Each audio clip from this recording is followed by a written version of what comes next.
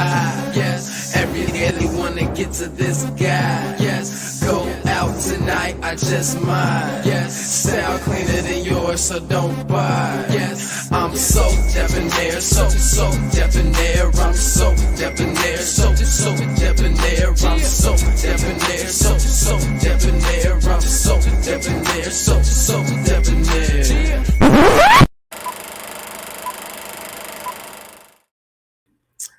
Hey guys, what's going on?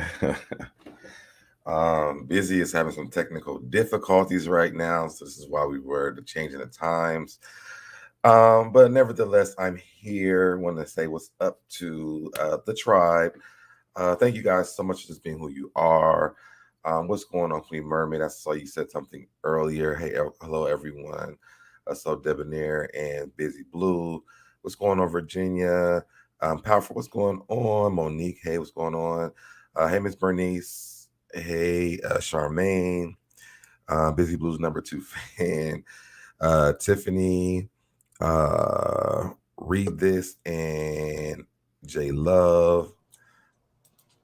You look a lot better now. Your mama look a lot better now. Your internet is very low budget.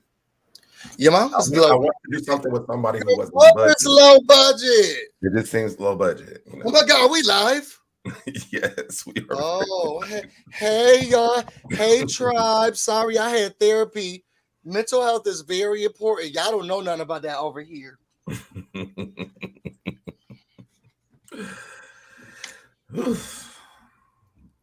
How you doing? You've been out here all day today. I know, right? I've been busy. Yeah, I have been very busy. And so I'm back, you know. Yeah, I mean, you got to be. I mean, once they fired you from your job, did you start putting applications and stuff? Oh, I'm employed by myself. Thank you. Oh, okay. I thought you fired you after all these. This is very high budget over here. Girls get one little corner desk, okay? The girls get one little corner desk, a couple of cubes that have, do something with yourself, and now they're high budget. I just wanted to come something that wasn't low budget, honey, but I don't know what's wrong over there. Barely, okay. Barely. Well, let me go ahead and do my intro. So first of all, I will say what's up to all of my true viewers and hello to all the new viewers. If you want to join my tribe, please step on my side, go ahead and subscribe. Turn on the notifications. Make sure you hit all when you turn on notifications. Also, who is calling me? Like the video, share the video, comment below if you're tuning in late. If you're in the chat, comment in the chat. We're talking about Potomac today, guys. This is going to be a very interesting episode. I thought we was doing OC. This is going to be a very interesting episode. This was me and Busy because I know we are not going to be in agreement today. Oh, I'm not arguing with you today. I'm not arguing with you either. There's no argument. I'm saying when TikTok. Hello. Okay. TikTok. I was trying to get signed to the label with who's calling me? Mia. Is it one of your rich friends? These broke hoes cadaver? Yes. Hello. This real ghetto. So what's going on? A whole lot of everything, a whole lot of nothing. Hold on, y'all. I'm gonna move my mic so y'all gonna hear a couple of things. But nothing. I was excited about this episode. Remember, I called you. No, I texted you last night in the middle of the night, and I was like, "What you doing?" And you don't respond fast enough. First of all, because when I was responding fast enough, you didn't respond. We could pull up the receipts. Thank you for becoming a member and welcome to the tribe. Oh, I hope you get your money's worth. With this low budget excuse you're about to give me. Go ahead. You remember that day that you was going home from the bar because you had went out with Sonny, and I was like texting you, and you text back every 20 minutes. Because I was at the bar with Sonny. You said you was on your way back home. I was at this point, but I mean we were at the bar. It seemed like it took you 2 hours because that's how you were texting back. But when I do it, now it's just either way. I text you at like 3 o'clock in the morning and was like, let's go. Well, no, it wasn't. It was like 11. So that meant that we have to do it at around 12. Actually, it was like at 10, and I said, "We got to give me. Let's do it at 12." And then you never responded back until like 11:45. Because I was in the conversation, and I told you that, and then I was like, "Let's just do it tomorrow." And I said, "Okay." Yeah. So then, what's the issue? Oh, that was you was just bringing up that you wanted to do it yesterday. I said that was fine. But you were texting back so slow. Oh, it was the slow thing. That's how we got here. Yeah. The insults. But yes, it was such a good episode, y'all. I watched it at least 4 or 5 times. I thought it was good, and y'all know I'm on Candace's side all day, every day. So y'all going get your tomatoes ready, okay? Get the tomatoes ready to throw. Get your tomatoes ready. You get the. I hope your hands are manicured and ready to type, okay? I don't know how you're on Candace's side after this episode. She was trashy, very. Says the hooker. Oh, well, now says you, I guess. Dude, you didn't even go find my pimp. Pimp. Yo, the hoe is here. She's hungry. Go get your pimp. Gee, tell her to shut the fuck up again, okay? Lucky said this argument is low budget. Oh, wow. How's she gonna do your channel like that? She said you have low budget arguments. They'll never say that over on my channel. What you're trying to argue is very low budget.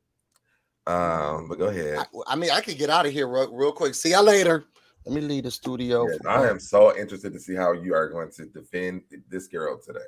Oh, so did you take notes? Because I didn't take the notes, but no, that normally is my already job. Talked about this, so yeah. Okay, so what we did, okay, y'all. So this is about to be real haphazard because I didn't get a chance to take notes.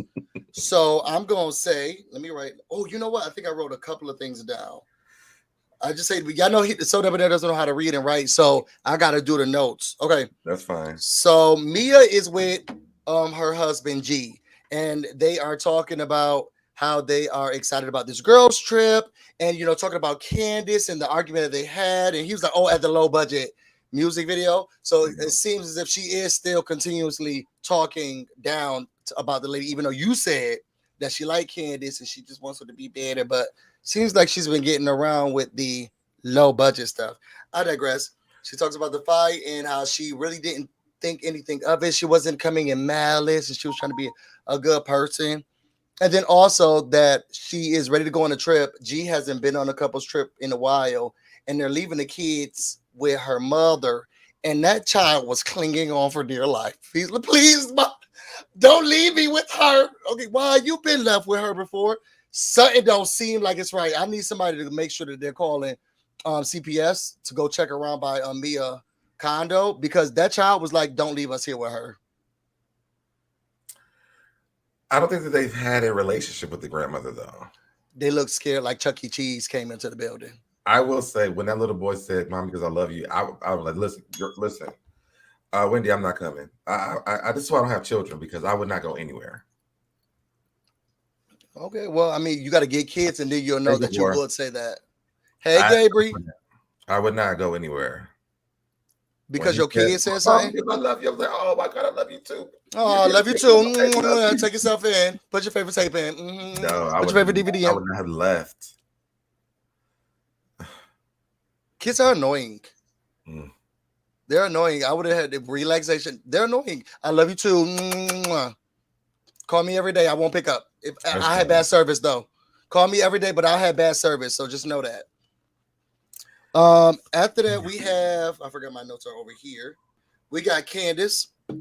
She's talking about the music video where her husband, they sit down and they say, "Look, it's only 15 minutes left or 25 minutes left of business talk, because after 5 we don't do that in our relationship," which I think is very smart, because Tamar and Vince was arguing in the morning, at night, in the afternoon, dawn, dusk, dawn. They was talking about business all the time.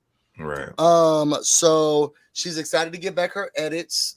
There's a team of people. She's gonna get back 2 edits. And then they talk about Gizelle's party and how she came in just in time. Because that's when they were talking about her in her low budget video. And she's tired of Mia because you don't know me. So there's no reason why you should be going around asking anyone a question. But we started to realize that Mia's nothing but a projector. Okay. Right. There's insecurities there about her bad skin. Okay. And her worn out, torn out it or vag.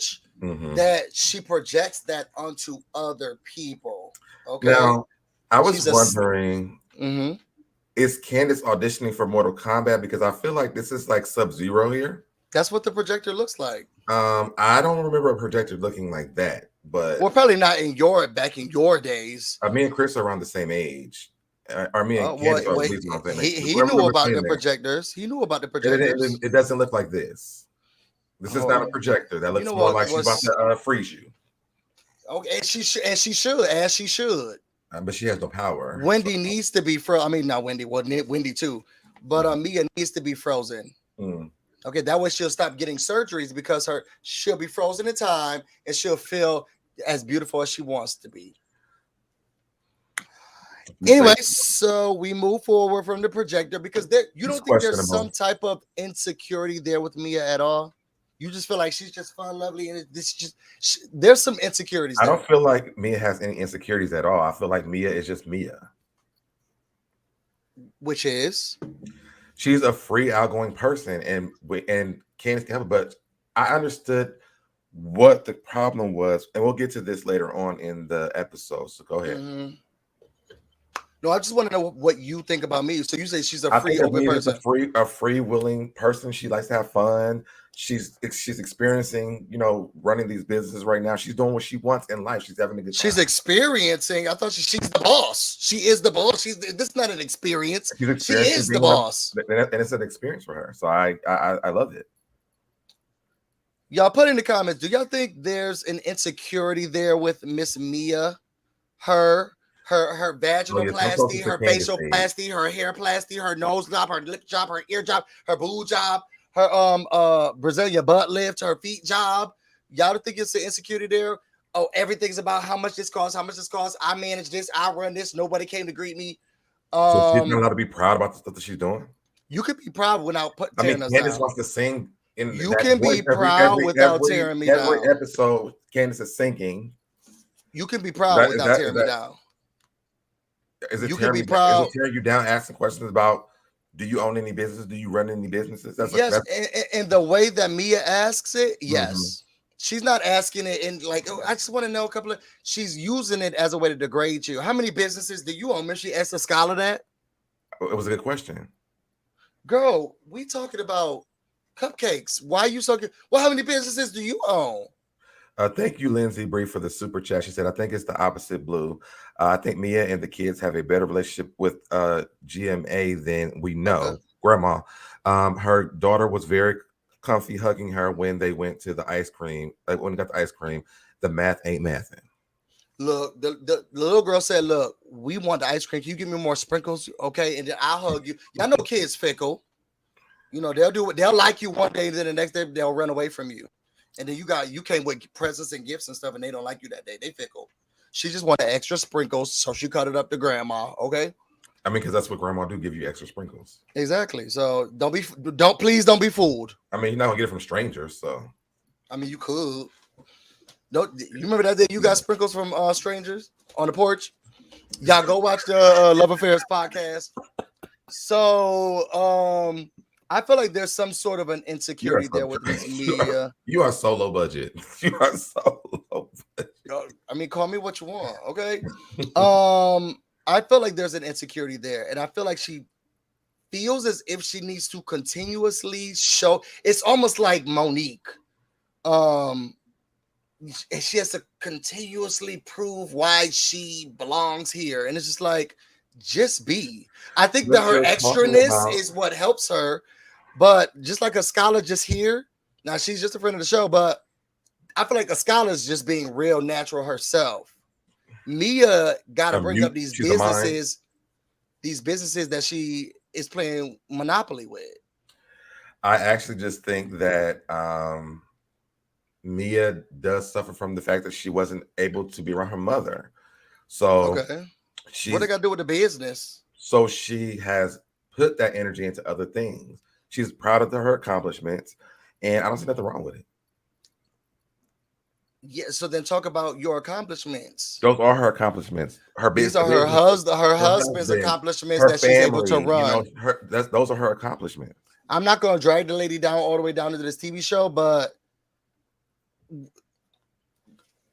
Preach on. Sis, first of all, you did an amazing job getting here. Great job. Business owner. Where'd you get your degree from? So then we get to, after talking about Mia, they talk about the girls trip. And Chris is like, well, I'm excited to go, but you know, sometimes I'm the loudest person in the room, either him or Michael. And then we move to Robyn and Ashley. Did you have anything else from that scene? She did say, oh, drinking right now.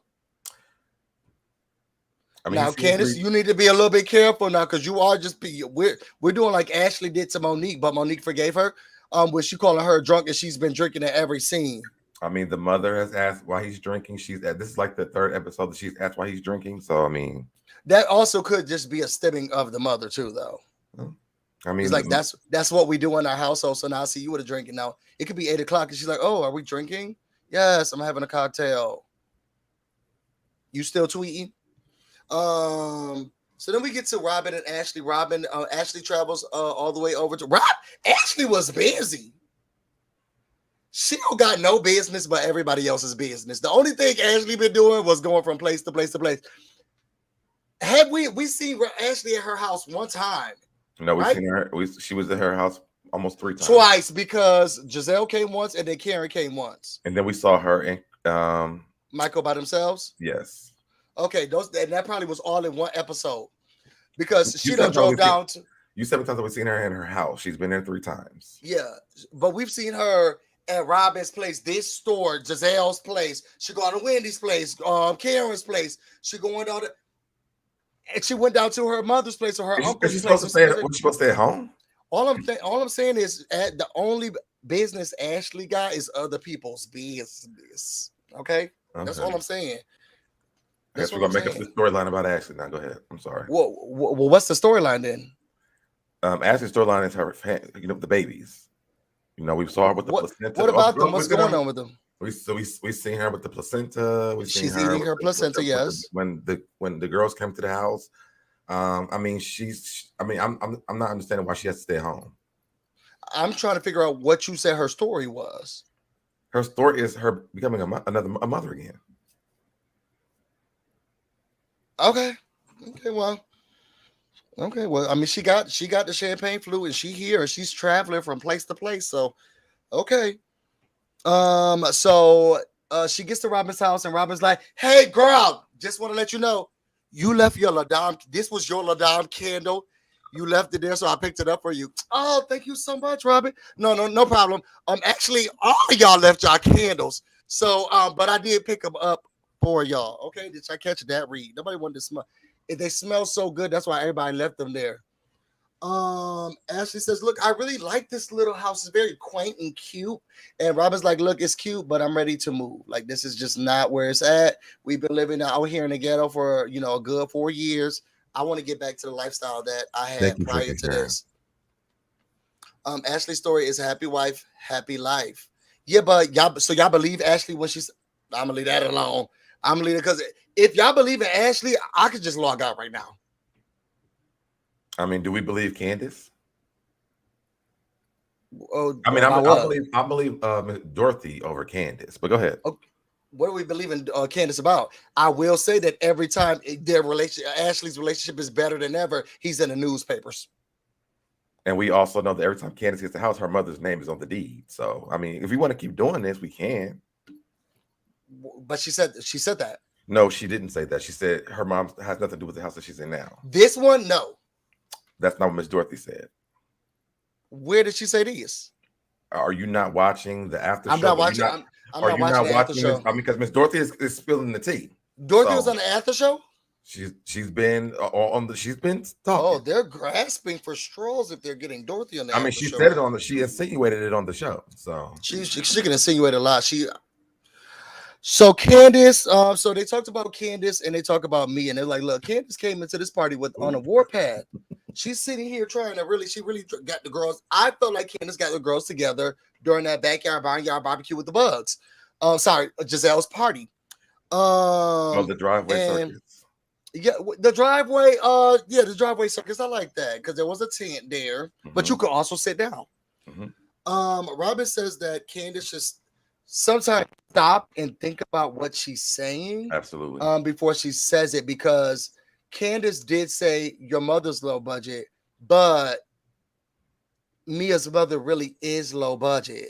So it doesn't feel it stings a little bit more because of that, and that Candace has to be more careful with her reads because you never know whose mother is low budget. You know what I'm saying? How did you feel about that? I thought that what Robyn said was correct. I think that Candace doesn't care. I don't think you're supposed to if we're in a battle of words, and I don't know you like that. You should be careful about what you say because you don't want to get popped again and then they put up sticky notes saying I'm okay, I'm okay, I'm okay, I'm okay, I'm okay. Oh, she got a therapist number. She could easily do that scene again. Oh, did she have a therapist? Mm-hmm. She did. It's questionable. I mean, the pastor didn't help Monique. So the pastor did help Monique. That's why she popped that damn girl. Afro Queen, thank you for the super chat. Candace will throw a table knife when you talk about her mom, but it's okay for her to disrespect Mia's mom several times. Make it make sense. Thank you.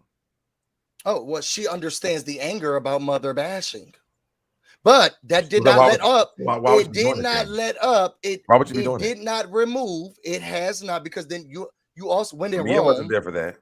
When in Rome, do as Romans do. And what we have realized in this group, because I didn't finish. I knew you thought I was done, but I didn't finish yet. What we have realized in this group is that they don't care whether you like it or not. They're gonna talk about your mother, your husband. You just talked about the moms on the deed. So then I'm about to partake as well. Since we talk about mamas in this group, then I'm gonna talk about mamas. Mia was never there for that. That's what the group do. But Mia wasn't there for that. She's never. But it still has not stopped the people from doing it. Mia's never done it. Well, now welcome to. Girl, just don't throw no knives. See us. She threw a knife, and this one threw salad. You get real tricky when you talk about the moms. But Candace threw the salad at her first. I didn't say who threw what first. I'm saying that she did throw it. I feel like she's provoking her to be popped again. Y'all look like a provoked. So and then she gonna want to be sad. I'm okay. I'm okay. You can get sad when you get hit. So okay. I don't agree with Robyn because I feel like if I'm in a battle of words with you and I don't know you, I'm okay. I'm okay. I'm okay. Y'all know what? Y'all sitting here laughing at Candace, but y'all hoes went up for being Mary Jane when she had all those sticky notes. Well, she had more than one saying on the sticky notes. That was actually a good idea. And still write the same thing over and over, pretending to have all this drama. Sometimes that's the affirmation that you need. Have you ever needed to go through it? Was she okay? No. Okay, so then that wasn't affirmation that she. Oh, it's busy blue. No space. No E. No E. Oh yeah, shrinking chair. But I feel as if I'm in a battle of words with you and I don't know you, but you're coming for me. One, so I think that coming for her. Let's talk about this. How was she coming for her? First of all, stay out my business, and I can only say it. So we're not gonna go back and forth about this time because we did it already. There's no back and forth. There's no. I can't say it more than I've already said it. Every one of them women that was on that show, on the actual show, that they all wanted to know. It wasn't just her. She's the one who actually asked it. They said that maybe it was the wrong time, but they all was going to ask Miss Dorothy. And Miss Dorothy was there giving out the information. So it wasn't like it was going to be some hidden thing. She didn't do nothing wrong. Uncle says you.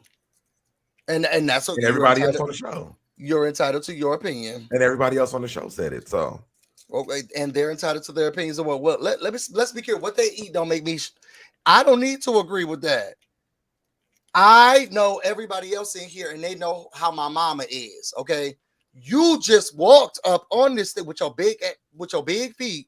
You just stomped over here, and now you feel like you're comfortable enough to ask any question about anything. Or what I need you to do is to be in the back and just be a video girl. Wasn't she invited to be there? Yes. And what I needed you to do is be in the back and be a video girl. That's it. That's just it. That's what she was. But when she showed up, there was no video. And then she had to pull up her car. Did they get paid for putting those cars in the video? They get paid for being there, yes. No, the husbandry, did they get paid for putting their cars in the video? Well, I'm assuming that they're friends, so no. Yeah, their cars were a prop. Are they friends? It's questionable. That's what she It's was saying. questionable. Then you could have left your car in the back. Well, Candace asked for it. So if you can put And you my, could have said my no. car in your video, You could have said no. why can I ask who's the manager? I need to know who's the manager. Okay, well then ask somebody. Don't ask who's the manager. I mean, don't ask who if no the one there manager but the get mother. paid. Ask who's the manager. There was no one there but the mother. So we don't Okay. know who's in charge. And say, very nice to meet you. Who's in charge? That's what Very we want nice to to know. meet you. What are we Very nice supposed to meet be you, doing? ma'am. We just arrived at this video shoot. No one's How about here. you do like Gizelle and wait We're in in the your middle car? of a parking lot. Giselle How said we about rode you do past like so many Gizelle parking and you lots. wait in your car? Giselle said we rode past so many parking lots. Why was this one the one that we rode to? Like, How about no one you understands nothing. wait in your car and you'll find out? It's How about you wait in your car and you find out? It's questionable. So I'm on Candace's side. With well, I don't say Candace's side. I don't think if that was my friend, I wouldn't be like, don't go to. If I know my friend doesn't notice about them, then I can't say they're hitting below the belt. She didn't know, so she wasn't hitting below the belt. Your mama is an easy comeback. You do it in New York. I don't know what state y'all from, but your mama is a real easy one. So it's one that when you're really not trying to get the girls together, because you got something else to say back to them, your mama, and then you go to the next thing. I say it all the time to you. It's an easy comeback, easy read. It really means no malice. It's just your mama and go to the next thing. The problem was her mama was low budget, but that's unbeknownst to her. And it doesn't matter. I don't know the Bible like that, but the Bible says Karen that God and Gizelle have been arguing for the last 7 episodes about children. Why would you think mothers is on the table? Because nobody said anything about moms. They said we don't talk about family. Every franchise has said this. But they do. Even Karen did it. Karen did what? She's bringing up what your daddy said. But he said it on the show. Yeah, and so did Dorothy's mother. Dorothy's mother said what? I mean, it's not Dorothy's mother. So did Dorothy. I've never seen Dorothy's mother. It's not. What I'm saying is that if we're gonna talk about it, we're gonna talk about it. Everybody, nobody's off limits. Don't come for me and think I'm not going to be able to say whatever I want to say back to you. And if you think I'm uncouth or I'm uncultured because of the way that I was able to get back at you, then girl, you got the wrong one to talk to. It's like when I'm in the metro and sometimes I bump into someone, it's like, dang, and I have to figure out, I think this one will cuss me out, or call the police. So you got to weigh your options. Everybody not going to fight fair the way you fight, especially if they don't know you. So then what was the problem with Monique popping her in her head last season if everybody not gonna fight the way you fight? Yeah, because Candace wasn't trying to fight her. She was. I mean, they were fighting. So if she can react the way she can want to react, then what was wrong with Monique reacting the way she reacted? I mean, someone would have to be trying to fight you. So you don't, and I guess I think that what I am hearing is that Monique felt like Candace was trying to fight her. So you never heard the words, the saying that words are worse than what is it? I forgot the saying is, forget it. But words are worse, basically, is what I'm saying. So if you I know words hurt too. Words hurt as well. So then what is the difference? And you're taking up for Candace being very disrespectful. I'm not taking up for Candace being disrespectful to her mother. You are. What I'm saying is I would not say that my friend's in the wrong for something that may have been true. I see people saying in the chat, Ashley said, they don't know if she did or she did not know. That's not something that they can even say. Because when Robyn brought it up, even more so of ambiguity. It brings even more ambiguity to it. We can't pinpoint if she did not know her mother. It doesn't matter. She shouldn't be talking about her mom. She said your mama. It doesn't make a difference. Your mama is low budget. She is. Okay, say something else. That was rude. It was disrespectful. Well, in some but it also was a fact. It was rude, disrespectful, and a fact. In certain instances, that would have got you popped. Popped me.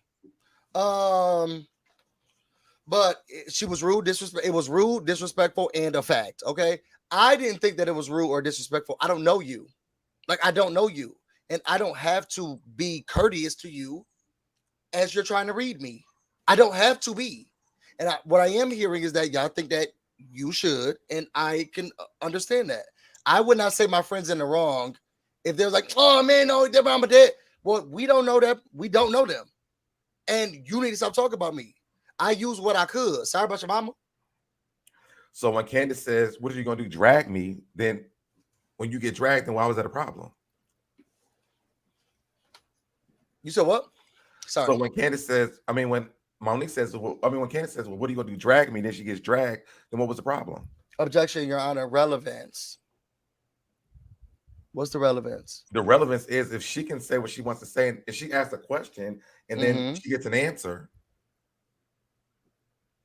what was the problem with that? If Candace can say your mama's low budget, and literally this lady's mom is low budget, is going through coming up from a drug addiction, and you're like, oh well, that's fine because she didn't know. Well, Monique didn't know. Monique didn't know she didn't want to really get dragged. Okay. And then there was nothing wrong with it, right? That's almost a lot of people feel that way. Okay, well then let's move on. Yo, my skin's so dry. Yeah, I can't argue on Monique's behalf. Monique fans are always gonna feel like if y'all go up to get a hug from her, she could pop you, and she's like, "Well, she didn't know. She didn't know. I was joking. I was saying drag me." So she did. She went back into rage mode, blackout mode, as she calls it. So that's why she did it, y'all. It's not her fault. No, we don't need to press charges. I said I was joking, saying drag me, and she went out into blackout mode. I should have been more careful. I just think that what's good for the goose is good for the gander. That's all I'm saying. I agree, and Mia is the goose, and she looks like a gander. And when Mia decides to pop her ass, then we should be like, well, if Candace's mouth can be this as dangerous as Mia's hands, her big hands and her big feet, ain't nothing wrong with it. Yeah, and I believe though that Mia will be able to pop her. Okay, I think that Mia can slap her back. She's the Jolly Green Giant. She can slap her back to that strip club where she used to serve shrimp and lobster, and she used to sleep with the clients allegedly. Okay, so again, I would have had my friend's side and said, well, they didn't know, so y'all not gonna sit here and try to. But I'm hearing that other people are like, no, I would tell my friend you was wrong for saying your mama. So that we just have a difference of opinion. We're moving on. When we move on, we don't move on because her friend tried to tell her, and she still kept the shit going. So okay. Oh no, because after that, Mia got even more disgusting to me. Sorry. She was already a nasty liar. Now it's just like she's a nasty liar who runs her mother down on every episode except for this one. And it just got worse and worse. Okay. So they talk about are you going to the trip? And Robyn said, look, let me tell you what I'm not gonna do. That lady don't like me. Every time we get in front of her, she's tick-tocking and she's bothered and she's yelling. I am not going to go on a trip with a woman who has treated me poorly regularly. Like, I'm just not going to do it. Because Gizelle, she was getting her hair did, and she said, look, done saying I don't like this invitation, boom. And Robyn said, have fun, girls. And Ashley said, that hurt my feelings. And Robyn said, well, it's not your trip. So, like, what's the issue here? But she's like, well, I think we all should come. Yeah, but she's talking about my relationship or the lack thereof a relationship and the jokes that she has about it. I don't like it. So she's, maybe I'll come, maybe I won't, but I don't think I'll be there. Okay, with Gizelle, who won't be there as well. Ashley thought that Gizelle's response was way too much, but it's Gizelle. Like, what do you expect her to write back? I'll see you. Because they ended up still going, so it was just dumb. We knew she was going to show up. She wanted to check. She's got to finish building the house in the woods. I think it was because here we go. I forgot we're over here. I forgot we were over here.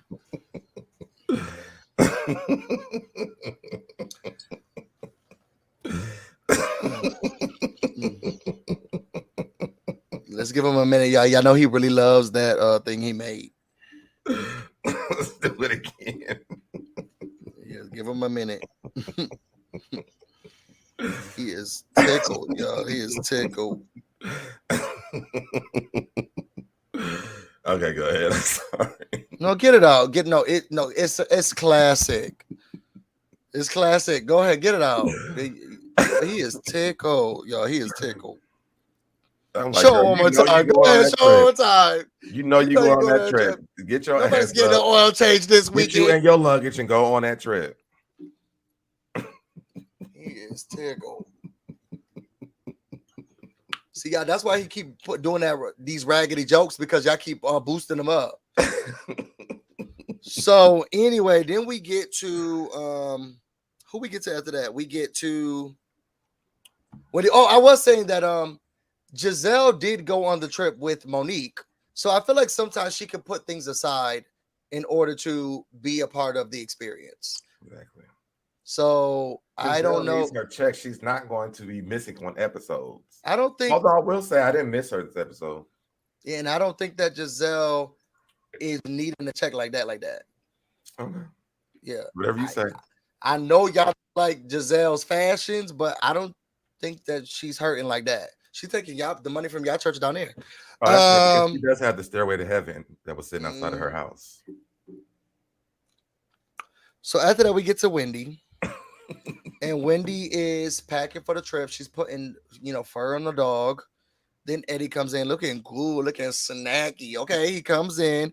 They're excited about the trip. She's really excited because they've never had a couples trip in this group before. They've had parties, but never a couples trip. And I this is my first time realizing that. She says she's not sure who's coming because a couple of girls went out. She talked about what they said back to her, and Eddie said, "Well, then what did you say?" She ain't saying nothing, Gra. She said nothing. Ashley doesn't like that. Robyn doesn't like. Michael's not coming, right? Because he's so invested in the babies. Okay, he's so hands on this time. Every time we see Ashley, she got the kids, but Michael's so hands on. But y'all believe her. Right? Every time we see her, she's like, "Oh, this is a lovely house." Hold on, hit the bottle. Okay, every time we see her, there's a baby in hand, but Michael's so hands on. Okay, girl. Okay, sis, we got you, but he's not gonna come because he doesn't like the Bassett's. Which we know. I think it's because there's gonna be black men there, and there'll be nobody's butts to grab. There'll be too many options, and she'll be upset. He'll get in trouble. Chris was there. Chris was there, but that's who he doesn't like. That's who he doesn't like. So he wouldn't be thinking about him. He wouldn't be thinking about him. And wasn't he grabbing black men's butts? We don't want to put him in an arena to grab black men's booties, because y'all know that's what he likes to allegedly. Shouldn't Ashley want that? No, she wants to. Their marriage is better than ever. He's so hands-on, it's better than ever. It couldn't be better. And now they're doing movies now. Yes, they're just the placenta pills they change your life. I mean, what I thought about was that Juan and him didn't go. So I mean, I'm pretty sure they went to Vegas without the cameras. First of all, Juan not going to a dang thing I have. Juan barely wants to be the period, but I think they went to Juan Vegas. Opens up the package and saying, "Nope, that's an invitation." Nope. Where is this going? Nope. I'm not going to that. Somebody said, "Busy, why you keep body shaming me on her looks?" I'm not body shaming her. I'm repeated what was like Phaedra said. I repeated, and I should never have repeated it. Okay. I heard it, so I repeated it. After that, so you got Wendy and him talking. Michael isn't coming. Robyn doesn't feel welcome by Wendy, and Wendy's like, "Look, I want them all to come. Hopefully they do." That's where my notes end. So right now we're going to be going off of my feelings. I'm saying right now that a lot of this stuff may not be right, but it's how I felt and what I remember from my feelings. Mm-hmm. SoDebNair can jump in with whatever brain space he put into this, and then we'll go from there. Is that okay, SoDeb? I like this jacket that you have on. Thank you. You're welcome. Where'd you get that from? This was customly made for me when I had my radio show. Somebody sent it to me. Okay, you could just say somebody sent it to you. Oh, these things. Oh, it's a custom made. It's customly made. Actually, Mia sent this to me last week. Oh, you might want to take it off. It was really high budget. It was high budget. You might want to take it off. So, you might want to take it off. So then we get to Karen and Ray. Not Miss Dorothy's written is due DT.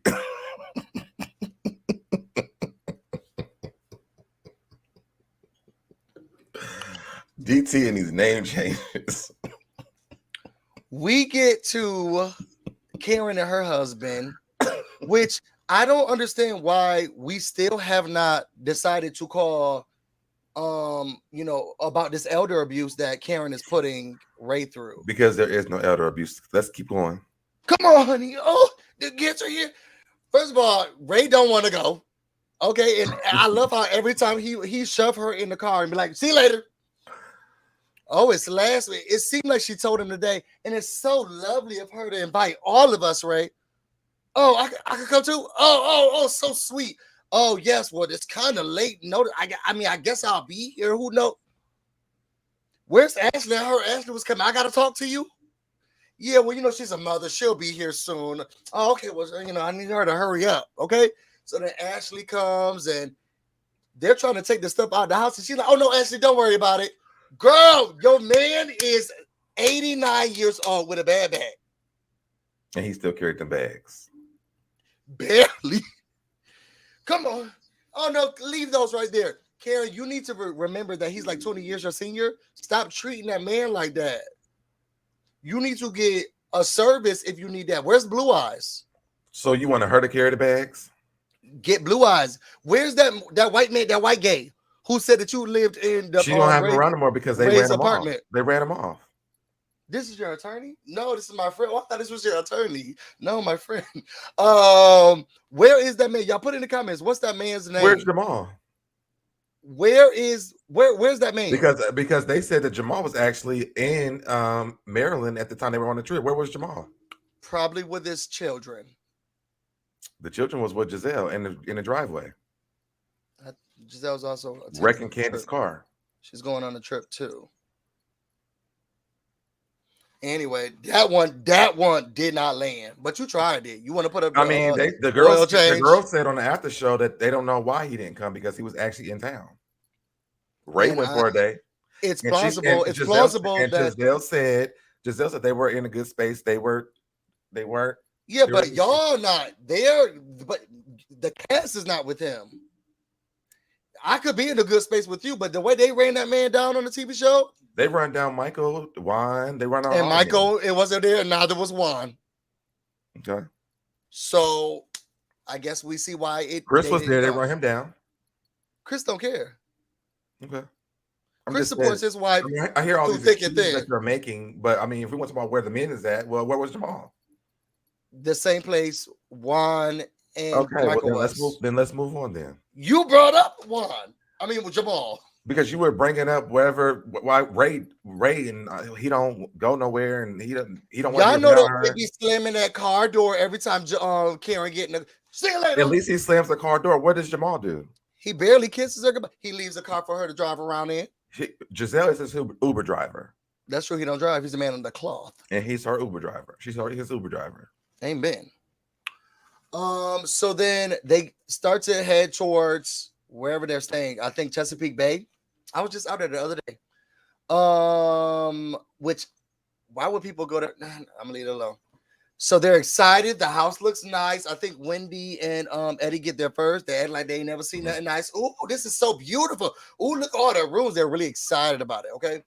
I want to say that Mia and G get there next. Again, yes, this is all off of memory. They did. G came there on G, allegedly, because the man was out of control. Okay. I don't care what nobody say. I figured he was going to be because he was like, this, I don't want to go. Because you know how I get. You know how you get a slop. One of the slop. Now, I've had one of us. I'm not above it. Okay. I've done it before, but never on television. That man was sloppy drunk. I think he walked into the house sloppy drunk. He was going on vacation. Like, why are we judging this? I'm not because we're still on television. That's why he didn't want to go. We're still on television. So that's why he didn't want to go. It's like, you never know what G you're gonna get. Okay, at home he's the family man, father, But when he's on vacation, he's on vacation. What do you call this? Oh, you just call it vacation. He's on vacation, having a good time, like you're supposed to on a vacation. He becomes white girl wasted. I don't want to get chocolate vacation. Wasted. He's on vacation. They all were. Okay. Yeah, he was the only one who needed a bottle of water and some milk. He needs some milk. Somebody give him some milk. He was just a lot. So then Candace and her husband come. They're excited about seeing the place. Ooh, not cool. Tuna butcher. See, your people over here, bitch. This one like coming over here. I know where the exes are though. So then Candace comes and they meet G, and what did they start talking about? They started talking about how they met each other and his personality. Like, oh, you're really outgoing. Yes, I'm a connoisseur. At this point. I'm the connoisseur of strip clubs. Yes, that's where he met me. That's where he met me. I don't understand why that's a read. We know that's where we know that's exactly where he met you. We've talked about this for we're on episode 13. We're still this is still a read. It's a read because of how she introduced it. But Chris found Candace at a playground. So I mean, why? It was a restaurant. Thank you. It was a restaurant. McDonald's. It was a restaurant. On a playground. Ray found Karen in the little ball in the ball. A restaurant at the playground. That's where Ray found Karen. It doesn't matter where they found him. She was a little girl. It doesn't matter where they found them at. Like I don't understand why him meeting her there is this read. I don't. It's really weird to me. Mm-hmm. We know that's where he found you. We know exactly where he found you, lady. Thank you so much. Okay. I think a scholar and her husband come. He's attractive as well, and they're all getting to know each other. Candace and Chris came next. Then the scholar came because she graded the scholar. Oh, yeah, and then So didn't Wendy say go pick your rooms? I feel like she did say that. And then now all of a sudden she got to get. We'll leave that. We'll wait to that. But yeah. Wendy did say go pick your rooms. I feel like she did say that. She's so all over the place. I feel like she was playing them though because she knew that she was putting Candace in last place. Yeah, but then start with that. Well, I think that she thought that Candace gonna put her in a good place when she had to go to the cottage. So, child, because if this was Atlanta, Candy would have gotten in bed. She said, "This is my bed," and it ain't changing. Okay, so don't tell me to pick my room. Woman than Candace is. We can't compare the two. No, that's true. That's true. So true. So they all going around, and Candace is trying to let a scholar know, he's very. Oh, you never met Michael, right? They're very similar, and I could see the correlation that she was creating because he just had no couth, and they showed then a montage of him being inappropriate. Yeah, like that. Oh, you know how I can do it in the strip club. Look, yeah, it was. And it's just like, whose husband or granddaddy is this? And can y'all come and get him? And if this is how he act at the strip club, Mia, you had to dance for that.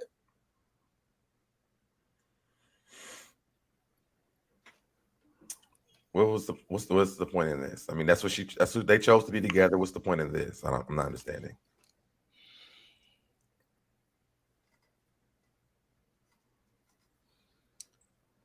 So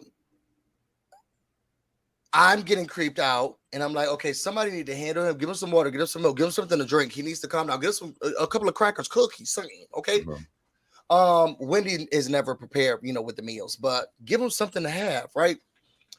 So, they're talking, and then they decide to go upstairs and to pick their rooms, like she said. Mm-hmm.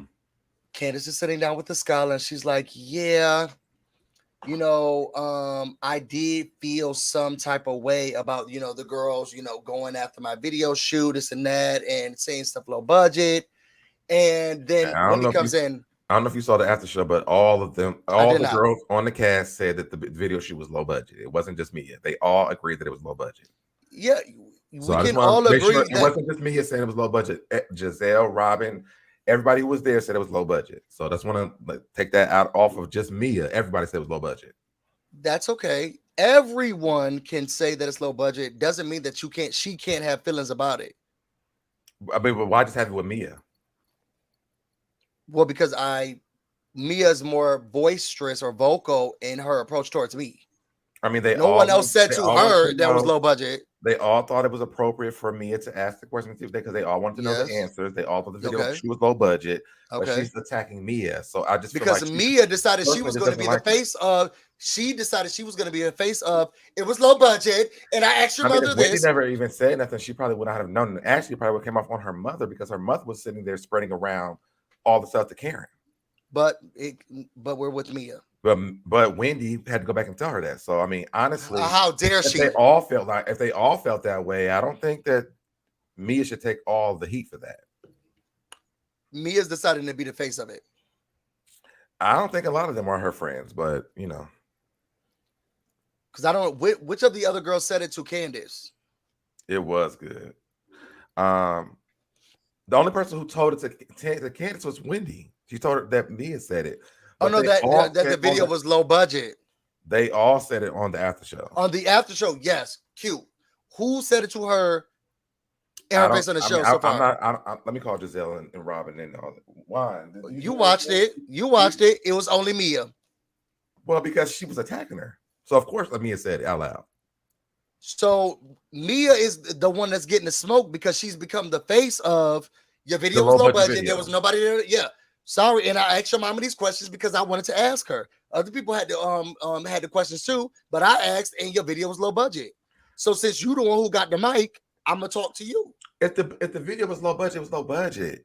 I mean, who has the video shoot and then your friends had to pull their cars up in a parking lot for your video because the cars didn't show up? It was low budget. Anybody with 2 eyes can see that it was low budget. Okay. So why are we attacking Mia when we know that the video was low budget? Period. We recorded and if it's your baby, if it's your child, if it's your we recorded in Gizelle's auto shop, and then we went to the parking lot. It was low budget. But I'm not arguing the fact of whether or not the video was low budget. You can do a music video just in a booth. No, because Mia said it out loud. We're not mad that Mia said it out. One, it's Candace's video, so she can choose to feel however she wants to feel.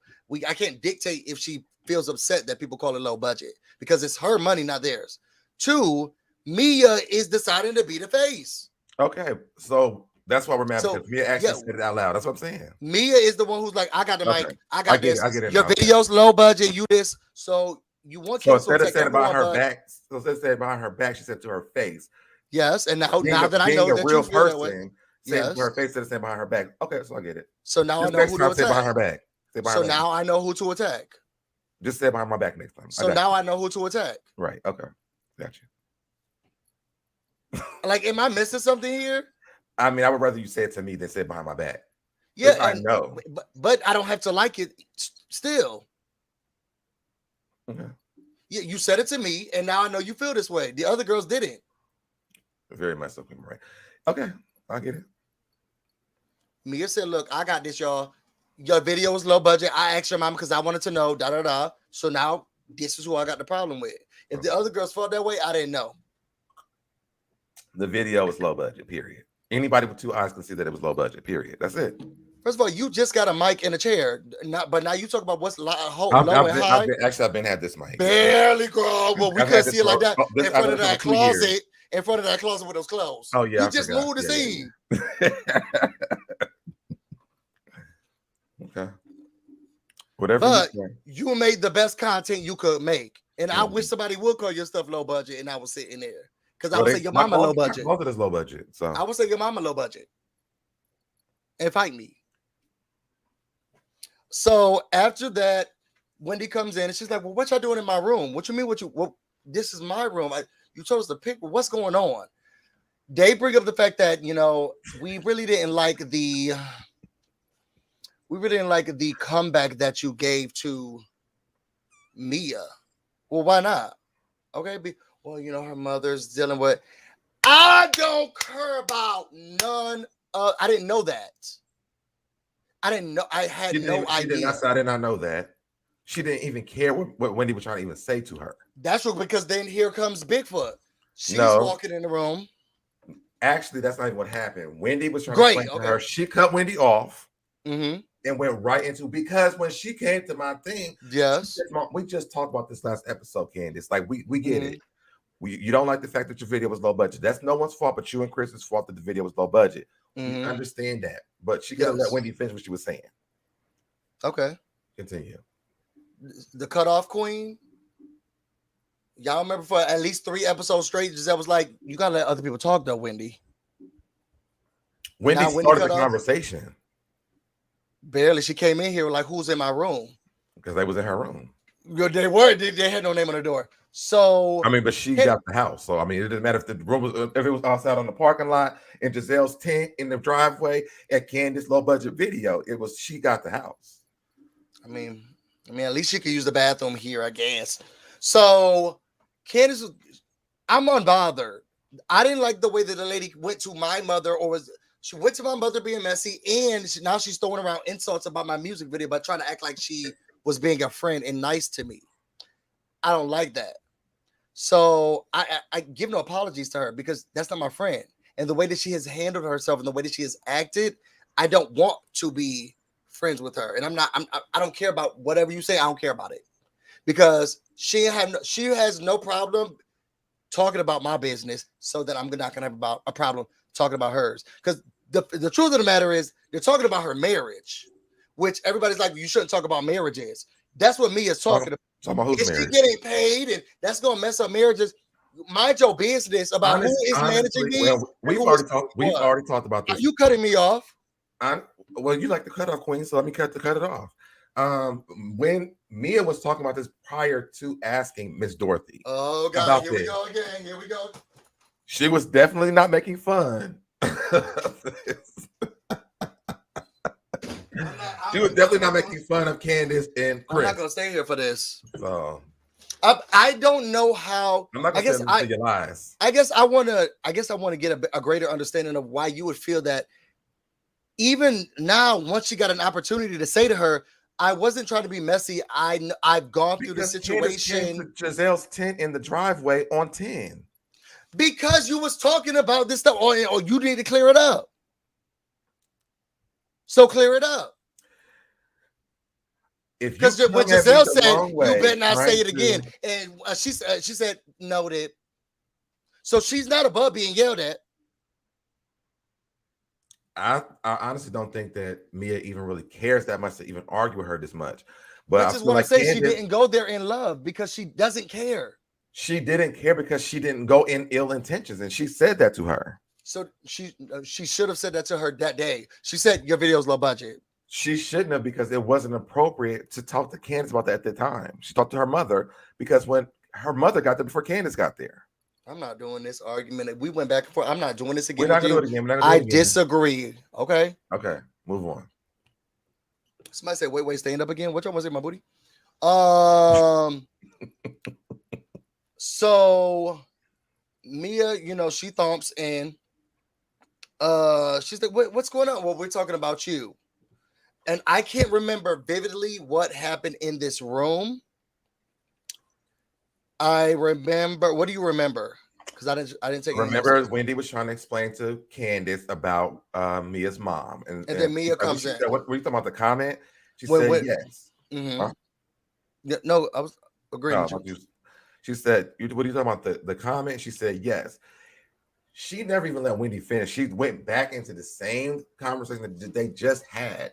Well, because she asked my mother this, and this, and then they just started throwing insults back and forth. Mm-hmm. And then a scholar jumped in for some reason. I didn't understand. Oh, because the scholar was upset about the business. So this is what the problem is. Thank you. I thank God you're here. I couldn't do this without you because it's on your channel. So Mia. What happened then? Mia comes through stomping him, and she's like, "Look, what are you guys talking about?" She's like, "I'm talking about we're talking about you actually." Oh, but what was going on in the music video? Surfacely, they were talking about you calling my video low budget, and I didn't like that. Well, it was. And it's like, well, why is that impaired? Well, I have a business mind. I need to know who was in charge. I have a business mind, so we're thinking it's a business thing. Girl, as a friend, I just need you to be there to support me. Okay, y'all twerked on the beach just to get here. Like, I just need you to be my friend and support me as a friend.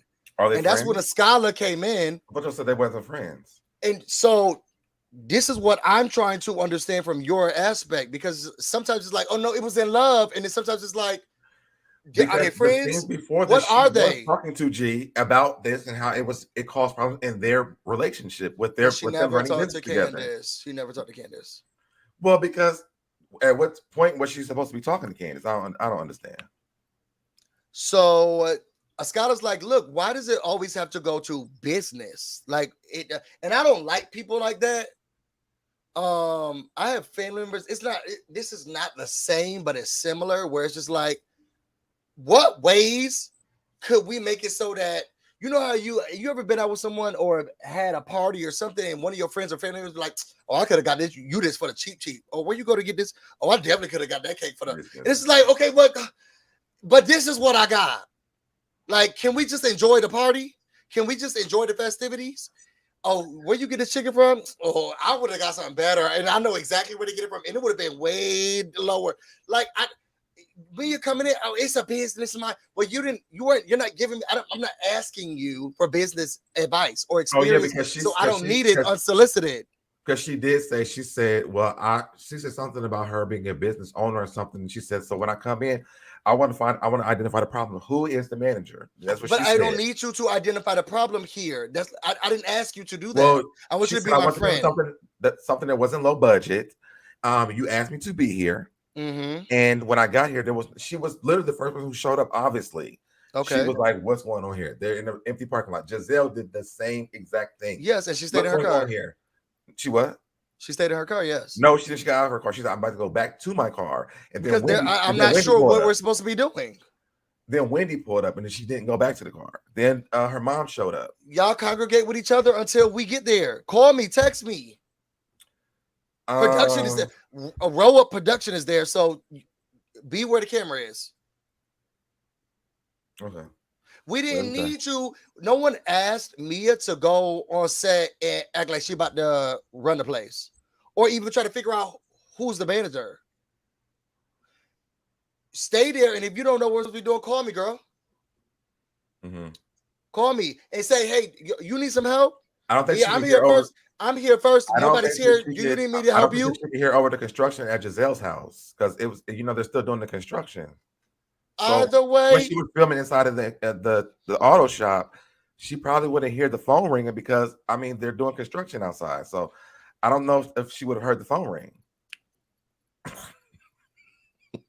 Mia was being messy. I don't think that she was doing it in love, and the way that she has acted since then has not shown me otherwise.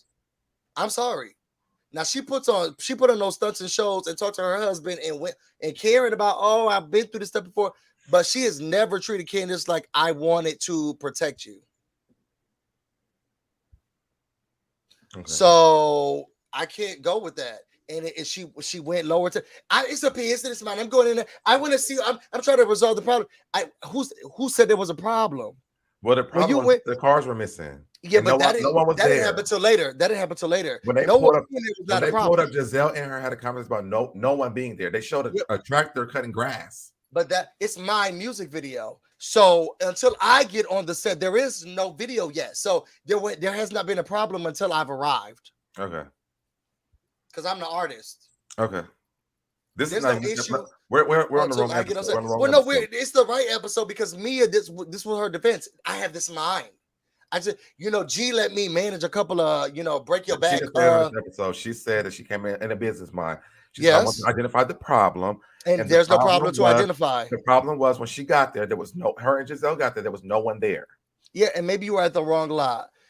But they weren't the wrong lot. They were at the right lot. They were at the right lot. Come in and I will tell you when you need to fix a problem. Right now, you just come and be a guest. They were at the right lot, though. Come and be a guest. I don't like people overstepping their boundaries. They were at the right lot. I don't like people coming to overstep their boundaries. Girl, you're a boss at the chiropractic place. I don't think none of us need our back cracked. Sit in the car. Okay. I got it. I'm identifying the problem, girl. We don't need Inspector Gadget here. I said, come with your car. Well, she invited her. With your car and sit in your car. Mm-hmm. You, your big feet, and your big hands sit in your car. Mm-hmm. Call your mother on the phone. Run her down on the television show a little bit more. But I Mhm. didn't need you to get out here and identify no problem. Mhm. So after that, now Skylar's getting upset. Why do you have to act like that? We're friends, this and that. She's like, well, I'm just saying. She was like, So "This then is the not a argument business ensues. meeting. This is not a business It's meeting." not. We're supposed to be friends hanging out. But Mia is, to me, I agreed with what Candace said.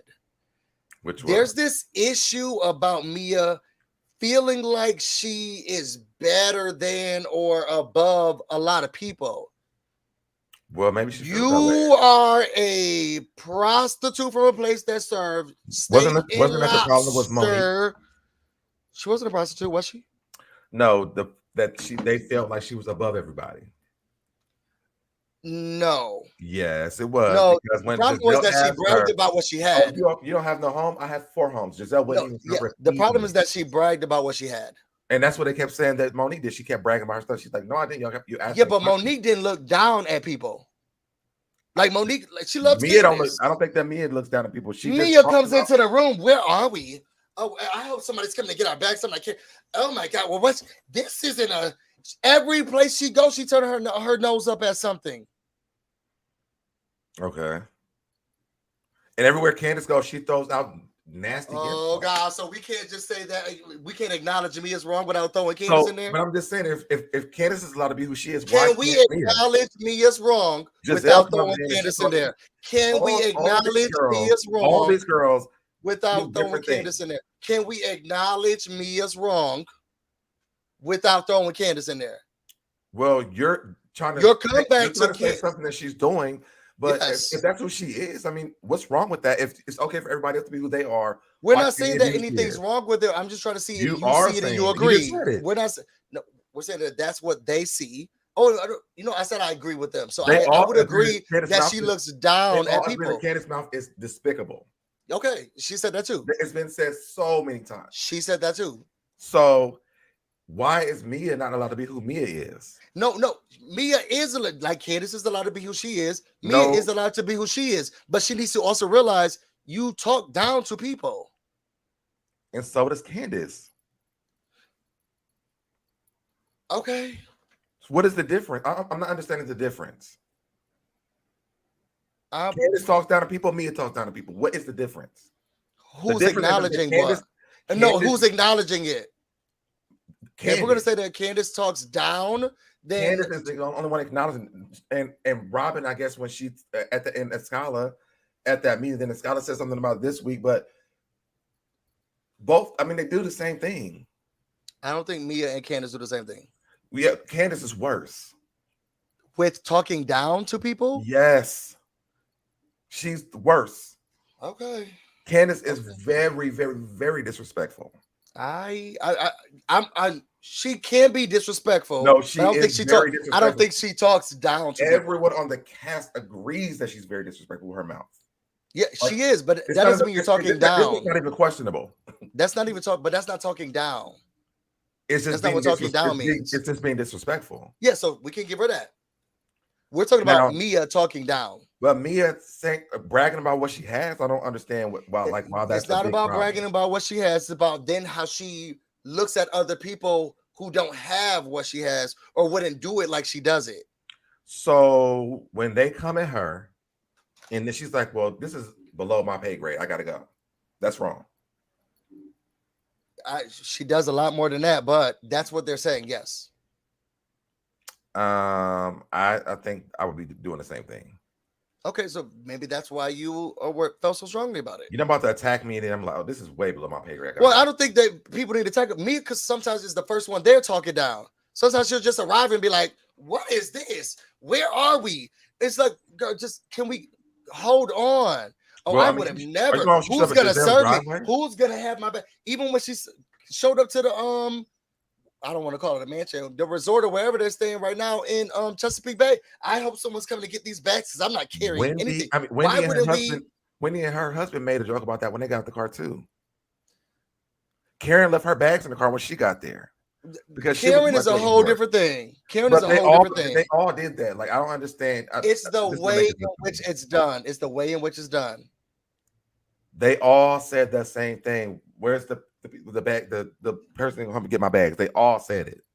Okay, so I guess what we're saying Besides is that Candace and Chris got out and carried their bags. Anna Skylar and her husband. okay, so I guess what we're saying is that you don't feel like Mia talks down, or you feel like everybody talks down. Give me an example where she was the only person who made a situation like this. I don't remember that. I feel as if every episode she is declassing the show. I feel like give she's me an example where she was the only person who did that. The only person. I can't say that she's the only person who would have made a joke or said something about it. Mm-hmm. But I don't feel like Mia's are jokes because of her business mindset and the way she thinks about and the way she boosts up her accomplishments. I think Mia doesn't do it in a shade way. She says, "You're beneath me." Because they were talking about her. Yeah, and I feel like the other ladies would make shade. Like, I feel like Mia thinks that people are beneath her. My friends who understand me, the beautiful ones that's not broke. I mean, she's not allowed to throw shade like everybody else. I think that that's another part of her actions. When she speaks, she looks down at some of these other women. I mean, when you ask for coins. If you're going to sit around and talk about me, whatever my shade is my shade. Who's talking about Mia? They literally sat in the room and Candace ran her down. Yeah, and she's been talking down before this episode. Even though her friends. She's been talking down to people since before this episode. This girl's mother. She's been talking down to people since before this episode. She's been what? She's been talking down to people before this episode, though. But when was it like? We're talking about her character. And I'm saying, what was the time that she did it when no one was talking about her and everybody else didn't say the same thing? Just pull up a clip to an event she's gone to. Go back and watch it, I don't she remember walks her. up to the event saying, "Oh my God, oh what the." She's not going to be happy about it. And what are these? And how can I? Oh, and I'm gonna go back and watch. I want to see when she did this when she was the only person who did it. Someone else probably would have said it in jest, but Mia truly believes she's better than. How do you know what Mia believes? Because that's what she called them broke. Thank God I could call one of my rich friends because these broke people don't. They regularly let you know that you're. So we're giving her a pass because she was being talked about. This is low budget conversation. I'm out. Like, I mean, why would I not? I mean, you're talking about me. You're sitting in my face talking about me. Okay, we're giving her a pass because she's being talked about, so she can say whatever she wants to say. They said whatever they wanted to say. I'm just making sure that then it is okay that Candace said your mama. And that is very true. They have talked about her being a stripper and what's the name you call her? What's the name? Her pimp and her big feet. I mean, she's talking. They do, and I have not negated that. Have I said that they have talked about her? For her to say what she said, this doesn't make sense to me. I can tell. I'm not trying to correlate anything outside of I can see how someone would feel being around Mia that she thinks she's better than maybe other they should have stripped at the club with the steak and the shrimp and the lobsters. You said what? Maybe they should have stripped at the club with the steak and the lobsters. Maybe that's not going to change my perception of Mia. Maybe they could. They should have. They have talked about her private parts because she actually said it to them. They talked about whatever it was. She went back and corrected it, but they keep running her down. Again. I mean, we're supposed to be there like, well, yeah. Sorry, Candace. Please don't talk about me no more. But these are my high budget friends. Let me go, y'all. Let me call my low budget friends and leave. Like, what is she supposed to do? I don't understand. We don't need to be high or low. But if you're low, okay, all right. If you're low budget, then what? You're low budget. Period. That's what Candace said about her mother. So, period. And I agree with you. If you are low budget, you're low budget. Her mother is coming through a problem, though. And Mia won't let her forget it. Because she's dealing with her mother through that situation. Are we? So I'm hearing what you saw, and this is where the tides turned for me. And I was like, Mia, you're doing too much. To me. Now, I'm not going to say Candace. Now, Candace, girl, in this episode, you could have got beat up because you was hype. And I was like, okay, girl, if someone beat you up in this episode, I can't defend you, okay? If somebody beat you up in this episode, I couldn't defend you. But I did understand the smoke that was for Mia. Because just as much as Candace would not let up on how she felt, and it was because of Mia doing something to her first. From what I saw, it offended her by her coming to her mother and asking about what's going on. So Candace felt attacked first. Candace didn't do anything to Mia prior to this. So this problem, and they was out in the kitchen prior to the video shoot. Okay. Candace did not do anything. She kept saying she liked Mia. Mia about her feet. Mia was the one who kind of got this started. And when Candace went to her to talk to her about how I don't like that you went around asking questions about my life and who's getting paid, who's not getting paid. Is that how she did it? She throws back. I'm not doing an actual reenactment. Because the way that she approached her was rude. Because she's upset. Well, I mean, if you come at somebody. Well, no, I don't think it was where she said, look, and to you, I heard that you was going around and how much is her breast? What's going on? And I heard that you had questions for the congregation. So Candace had a right to be upset. So going to her and telling her, look, I'm upset at you. And Mia saying, well, your video was low budget. Okay, so now we going tit for tat. Because you could have just said, I'm sorry, I didn't know it came off that way. I wasn't trying to do that. No, you didn't do that. You said your video was low budget. I'm just trying to figure out what was going on. It was a low budget video. So during this time, I don't care about none of you. Got to get this smoke because you still feel like you need to act the same way. Even when she came in again, I have a business mind and this was just low. And that's just how the business mind thinks. Like, what are you trying to say? Why you got to talk down? Girl, okay, so now I'm going to keep saying whatever I want to say because clearly you going to act the way you want to act. I don't think she was embarrassed. I would have felt red if I put my money into y'all pockets. Don't affect my pockets, and mine don't affect yours. So when I put the little bit of coins I did have into something, and y'all going around saying, "Oh, it's low budget," it's like that was all the money I had. So I can feel frustrated and angry about it because look, I spent my last on this. So what you're not going to do is talk about. Oh, she was broke after the video. I'm not saying she was broke, but nobody wants to spend coin like that. Mm-hmm. Nobody does. I mean, I guess some people do. Nobody wants to spend coin like that. And we had to pay for these videos. Either way, that's very true. Remember, Candace wants to say a word to Miss Dot. She depends on her inheritance. She doesn't want to get cut off. And Miss Dot was out there. None of y'all cuss out y'all mamas. She was the one that was carrying this on the most. Yeah, but none of y'all. Then she went over to Karen and she had opened up a whole bag of shit. So people don't. Why's her mother not getting the smoke? Well, so you give your mom the smoke? If you giving these women, I'm asking if you give your mother the smoke. If my mom is wrong, yes, she gonna get the smoke. You give her the smoke. Okay. Yeah. Well, actually, my mom got. Y'all heard it here first. Me and my mom got into it today. So you gave her the smoke. I did. Oh, okay. My mom. I mean, I feel like you can't. You should not do that. Like you can't disrespect me. Oh. And her mother was out there carrying this stuff on. She was like, no,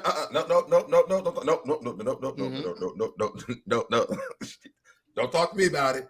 She was not going to do it. Her mother was out there carrying on more than anyone. And maybe she gave her mother the smoke. Her to go home, look at that cardboard figure of her mother in that room. She probably was hitting it, throwing darts at it. And so she's taking her anger out on Mia. I don't think I don't think that's true. I think both. I think you could be mad at both. But she can't take her anger out on her mother. So she's taking all her anger out on Mia and her mother out on Mia. Well, sorry, Mia. Mia don't care though. And that's why I don't fault Candace for then acting the way that she could, for treating Mia how she treated her during this episode. I don't fault her because I don't like what you did, and you don't care. So then I don't care. She doesn't get a pass for treating Mia the way she treated Mia. Period. That's not right. I'm giving her one. It's not right. I think that it is. And I vocalize why I think that it is. And I'm hearing from you that you don't think it is. And that's okay. That's cool. We can move on from there. They now go down the hallway. Mia continues her, I'm a boss. I got money. I'm talking down. Thank God one of my rich friends called. I don't want to be around these broke bitches. Okay. So then they all go downstairs. G's still drunk. They try to figure out what's going on. It's more sloppy than usual. Ashley and Karen, I don't know what road they took, but it looked like they're never gonna Oh my arrive. God. What? No, I'm agreeing with you. Go ahead. It looked like it was never going to arrive. And then I think then they show up when Robyn and when Karen and Ashley showed up. They were all walking to the kitchen, and Scholar, I just don't believe, Mia, that you said that we were broke bitches. What did Mia do?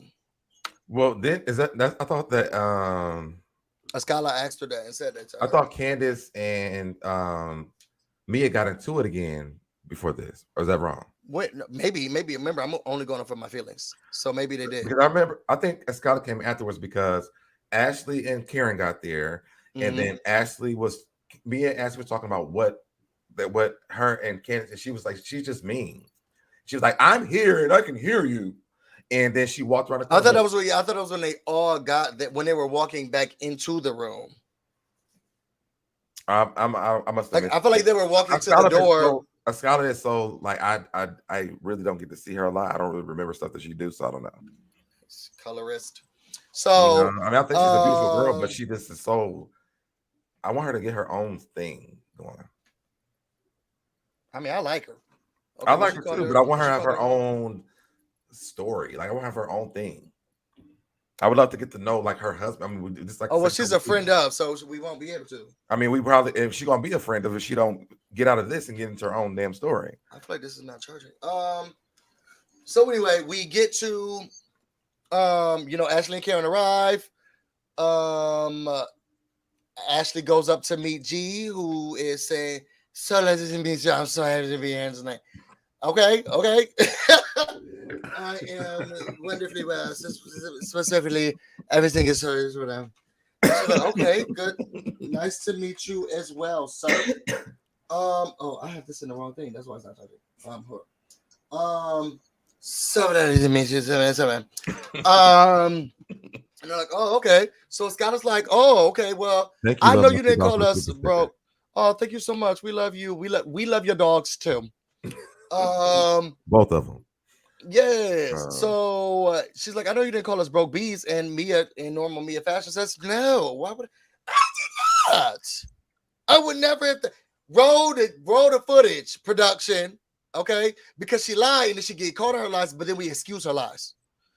But I digress. We move past. Okay, Phaedra 2.0. Oh, Phaedra would be so upset if I said that Mia was like Phaedra. Anyway. That's what the argument was. I wasn't trying to disrespect your mother. I wanted to be like her. I would love to be like your mother one day. That's what. Well, she didn't start up. As a stripper. Okay, I made a lot of money. I bet you did. And that was rude because honestly, I bet you did. That. I believe what? Mother Dorothy is a whole package. I would definitely feel like I don't think Mia looks at her as I feel like Mia saying that she was not lying. I feel like Gizelle, I think that's why Karen even like her, because they are a lot alike. So I don't discredit her on that.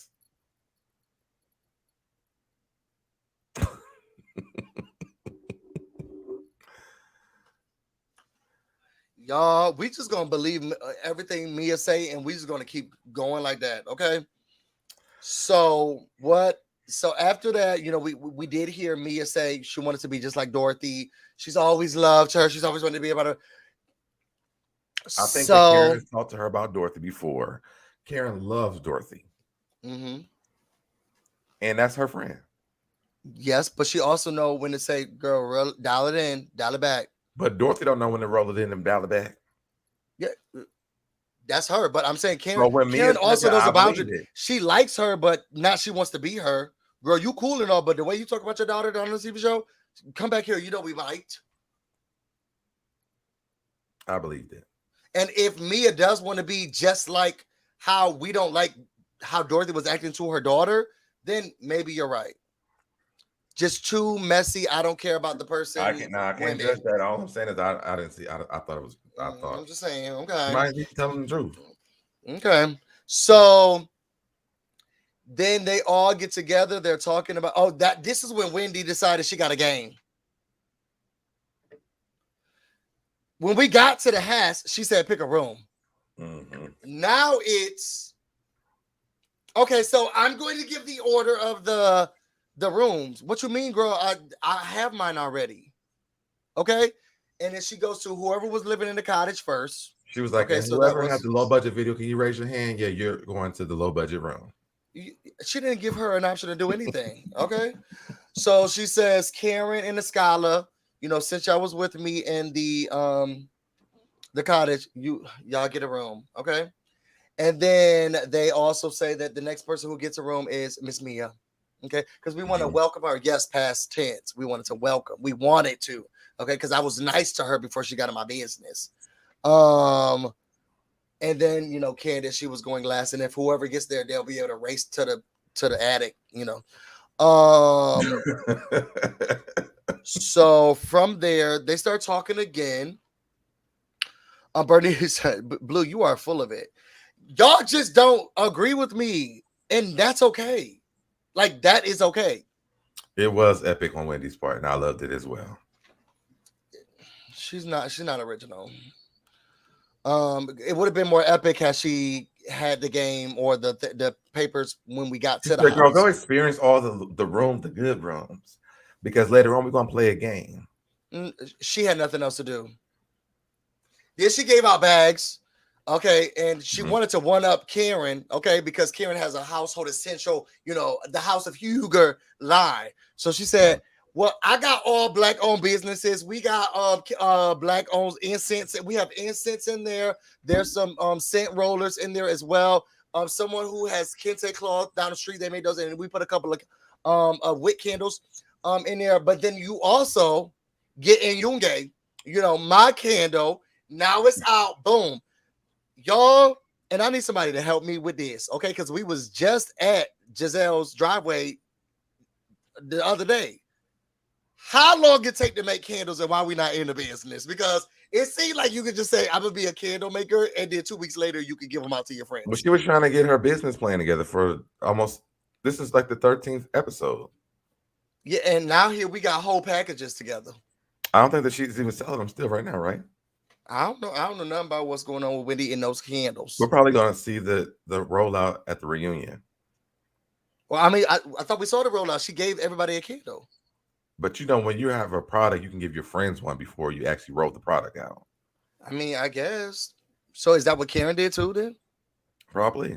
Okay, well, at this point, she does have a prototype, and she gave it out to every person there with black-owned business and stuff. She just wanted to fill the basket up with other stuff. She's like, I can't just give them a candle. So she put a couple of because they might take it home. Ebony cards, mahogany cards. She tried to fill it up with whatever she could find that was black. Okay, she put Carol's daughter. She was like, oh, that sounds like a black person thing. She just put everything black in there. Okay, Black Eyed Peas. Just to and here's Karen. Oh, see, I knew we could do it together. So maybe we'll both be selling our stuff in what is it, Bloomingdale's one day. Yeah. I didn't even know Bloomingdale's. What do they sell everything in Bloomingdale's? It's starting to feel like Target. It's like a Macy's. I don't shop there either. Oh. I used to go into those stores when I was a kid and my mother was buying my school clothes. I go online and buy stuff now. But outside of that, those were the entrances to the mall. I have been in a Macy's, JCPenney, Sears, Kaufman. I've been in all those stores before to get into the mall. I don't know what's in the actual store, but it sounds like there's a lot of things. They sell housewares, they sell clothes, they sell perfume, cologne, they sell everything. Where the candle section at? It's probably in the home and the houseware stuff. Okay, homing. Okay.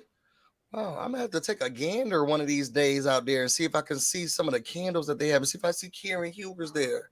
I know she sells a lot of hers online, a lot of her stuff online. So I wonder if I can. Well, I mean, people are buying stuff online more than they are going into stores now. But I would want to smell the candle. I worked at Macy's, so I'm pretty sure it's in the houseware space. Well, you didn't sound too confident prior to, so. Just saying. I hate to be like that, but I'm just saying you ain't sound like you knew where it was. Okay? Yeah, they sell furniture too. That's right.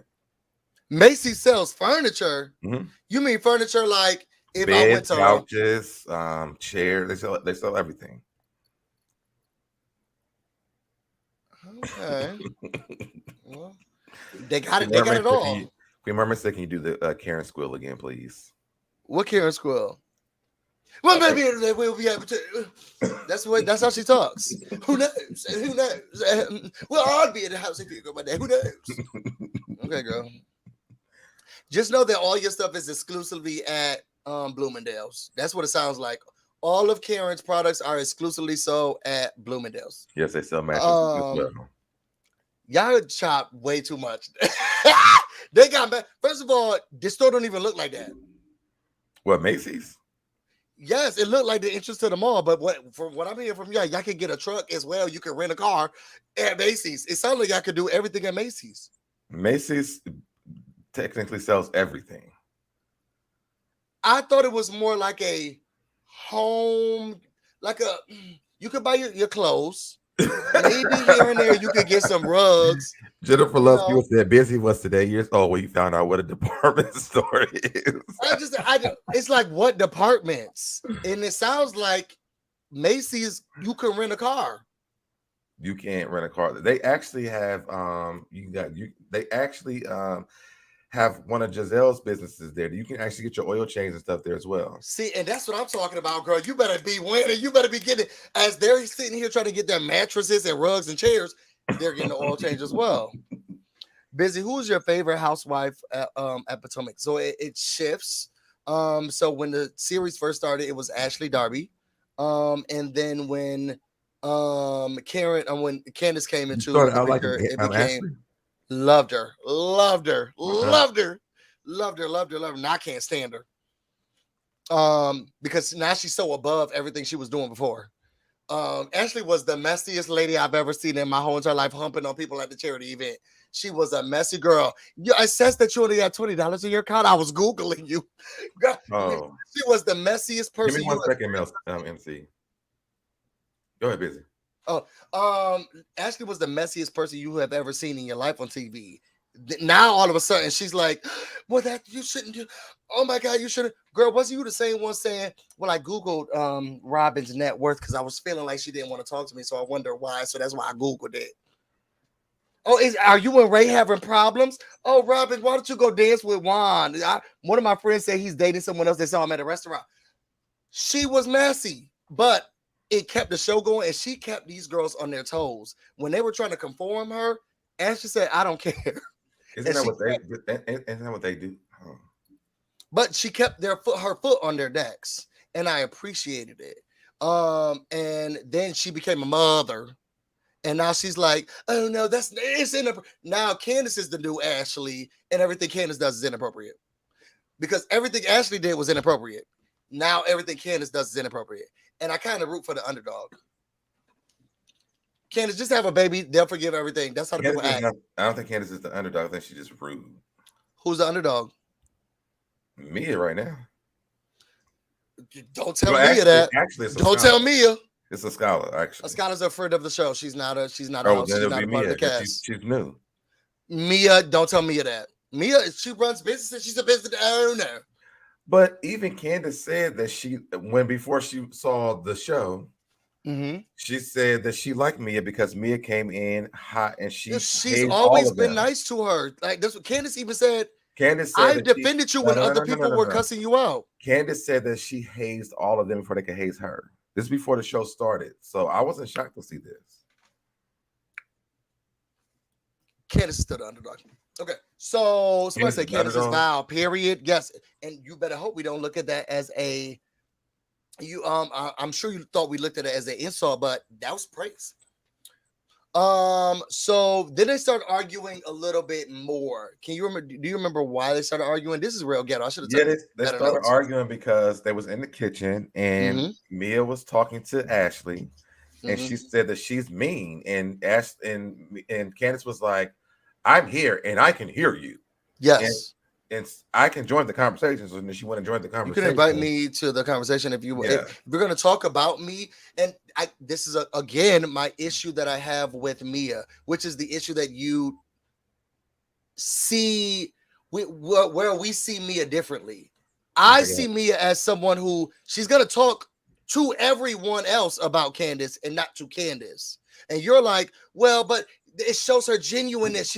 She was telling all these people that she really cared and she went through these things. She had just talked to and Candace. I'm saying that she doesn't. Yep, that's because she walked into a room and Candace talked to her about it. I mean, I wouldn't want to talk to Candace either because what I like, honestly, to save myself from going to jail, I probably wouldn't talk to Candace either, to be honest. Yeah, but then you would have to think that you are a nasty person to feel that way. That mouth needs to have a muzzle on it. Okay. It needs a muzzle. Candace, I wouldn't talk to her ever. I'm sorry you feel that. And I let Busy be clear. There is no one who can make me do anything that's outside of my character. And I don't care what you are saying to me. There is no one who can make me act outside of my character. I have a high emotional and intelligence. No one, and no matter what they say, can make me act outside of my character. So if the people don't want to talk to them because they feel like they're gonna spaz out or beat her up or do something, the way she handles, then you're like, well, I don't mean, people handle themselves differently. And she's so like you dismissed Candace's behavior, and then you talk about Mia's behavior, which is weird. When? What did I? You've been doing it. You're like, well, she's so above them. But Candace's like, I hope your mother dies in the ditch and burns in hell. Like, no. Yeah, go cry about that in your room. But when Mia says, "What? I mean, do you own any businesses?" That is, she's so above them. Like, there has to be a levelness somewhere here. What says who? Okay, maybe not. Well, I mean, I'm just saying who. I don't understand why you see Mia so wrong, but you don't see Candace wrong. I feel as if Candace was. I think that Mia butted in Candace's business and her marriage and what was going on. And she did not come to Candace about it. And then when Candace tried to talk to her about it, she told her video was low budget. So it's just like attack after attack. And Mia is not seeming to care about any of it. So now you're going to get everything that I have coming for you. Has Candace ever cared about what she said to anybody? No. Yes, she even apologized to Ashley about, I didn't mean to body shame. I was not trying to body shame. Now, Candace lied. She body shamed her. Just because you say I didn't body shame you, and you literally body shame me, does not mean that wasn't so true. Then I don't know what I don't know how if she physically and mentally did care. If you're gonna ask me that, then no, I can give you an example. But if you're gonna say, well, that's not an example, then I don't know. I can say, Busy, you had that black hat you have on, but the hat's not black that you have on right now. That doesn't make it what I'm saying not right. But you apologized. But you literally have on a black hat. Maybe not. You ain't like it anyway. You ain't like it anyway. I don't know. I was on Candace's side. The people don't feel me. That's cool. That's y'all. Okay. I feel as if Candace was on Mia's side, and then Mia got messy. And then when Candace tried to talk to her about her messiness, Mia got more messy. She been talking about Mia's feet since in her private. We filmed that after. But she her private parts. We filmed that after. Okay. So we're giving Mia a pass because it's almost like Mia didn't do anything wrong, and Candace is going off the handle. When Candace started doing her promo stuff, she would have felt that way. Then. Candace can do wrong to me. Loves my dog too. No, she can't. I don't like him. Candace can do wrong. So just like I said today, she should. If Candace felt that way when she was doing her promo tours for the season, she liked Mia. She said that Mia hates, like she wasn't not okay. Until she we haven't watched the whole season yet, so we don't know how it ends. I'm telling you what Candace said. I'm not talking about what we're watching. I'm saying what Candace said before the season even started. Yes, that she said she likes her. Then when they went back for the confessionals, that's when things started changing. So we're talking. You're saying it wasn't filmed yet. Well, then, okay, you're right. So, but she should be able. I mean, she felt okay with what they had filmed. Yes, together. I think that Candace can say, like, "Look, I don't like her, but she definitely brought something, and she got me together." Who? I think Candace could say that. She even tells like Ashley, like how she admires Ashley sometimes, even though she is a filthy milkmaid.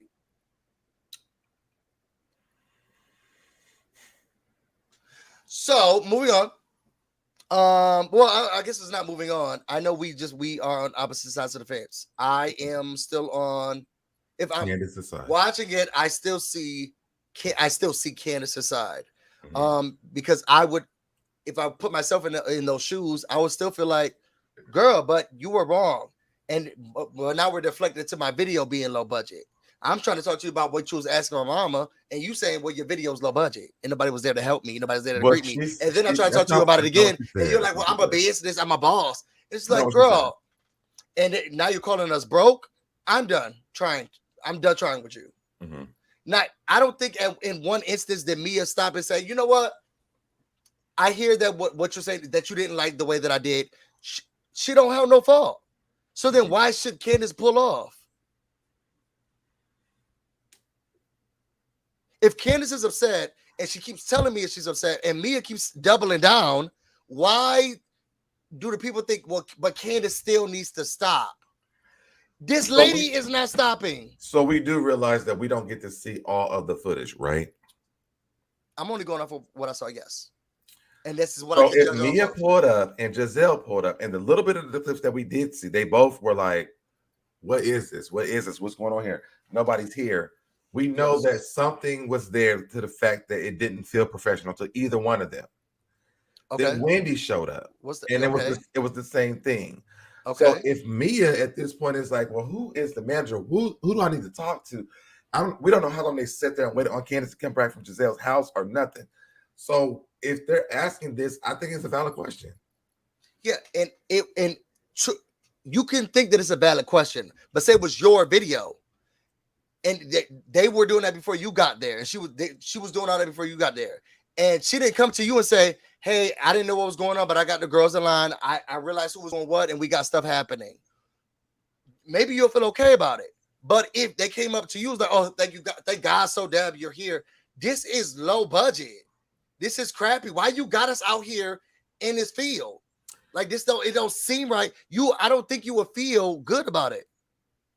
I had to ask around and see who was doing what. Why you don't got this stuff together, SoDeb? This don't look right. This is what I don't know. I mean, with my mind, I wouldn't do it like this, and I just feel like you're not doing it right. If all my friends, I don't think that you would. All of my friends, were saying the same thing, I would have to reevaluate myself. Yeah, but none of them went to Candace to say that, only Mia. We don't know what they said to her because we only get to see a small part of the footage.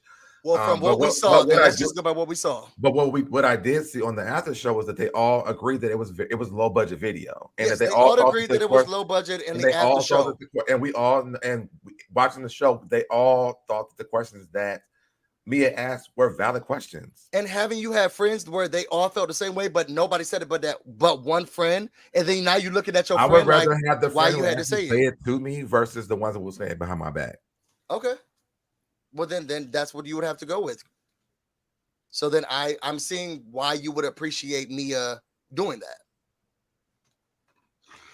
Mm-hmm. We're just different at that. We're just very different at that. I didn't feel like she came in love, and I feel like she kept saying that you're not doing this right, and you're being low budget, and you're doing all this stuff. It's like you don't know. We haven't even talked.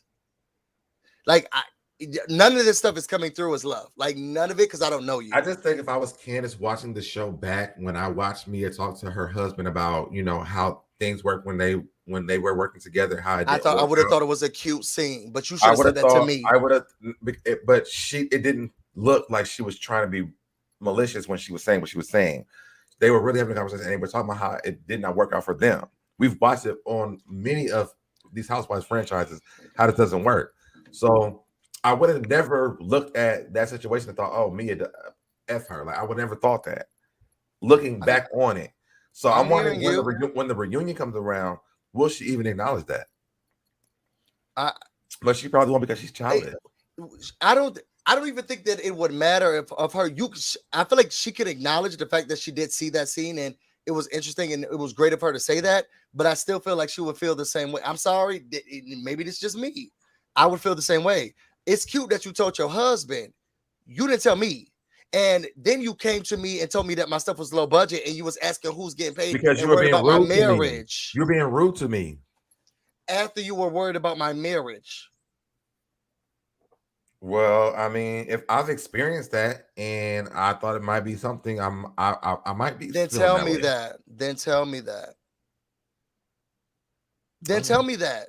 And unfortunately, what we're giving a pass to Mia to is that she never told Candace that.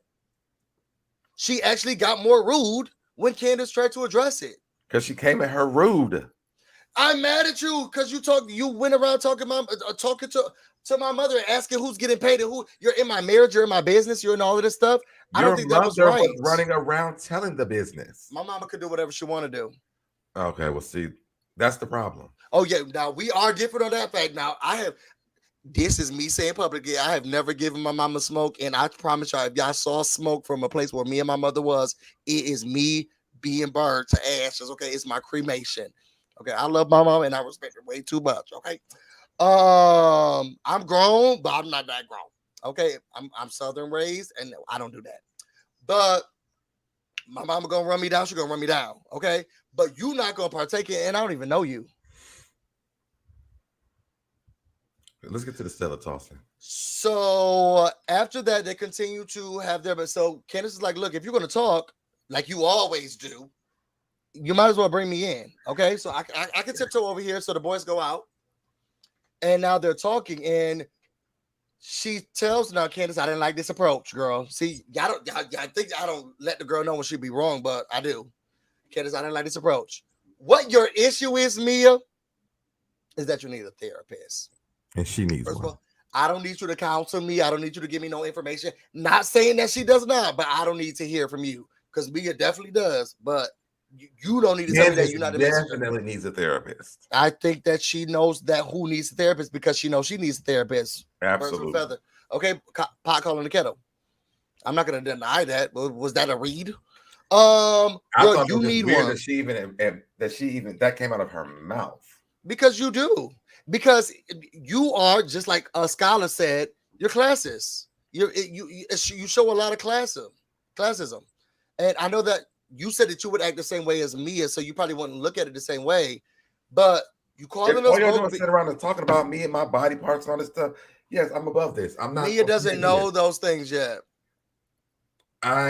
First of all, we don't know what Mia knows. We only see the clips that they show us. Okay.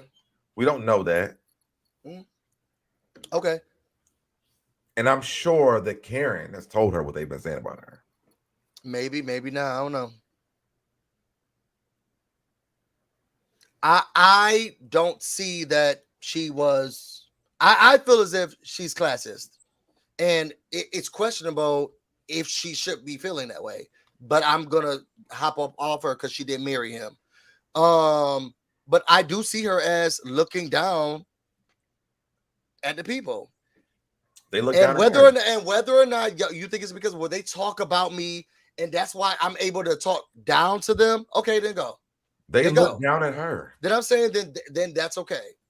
If I'm hearing it from from your perspective, nobody's looking up. Everybody's looking down at each other. So I don't think anybody's looking down at anyone.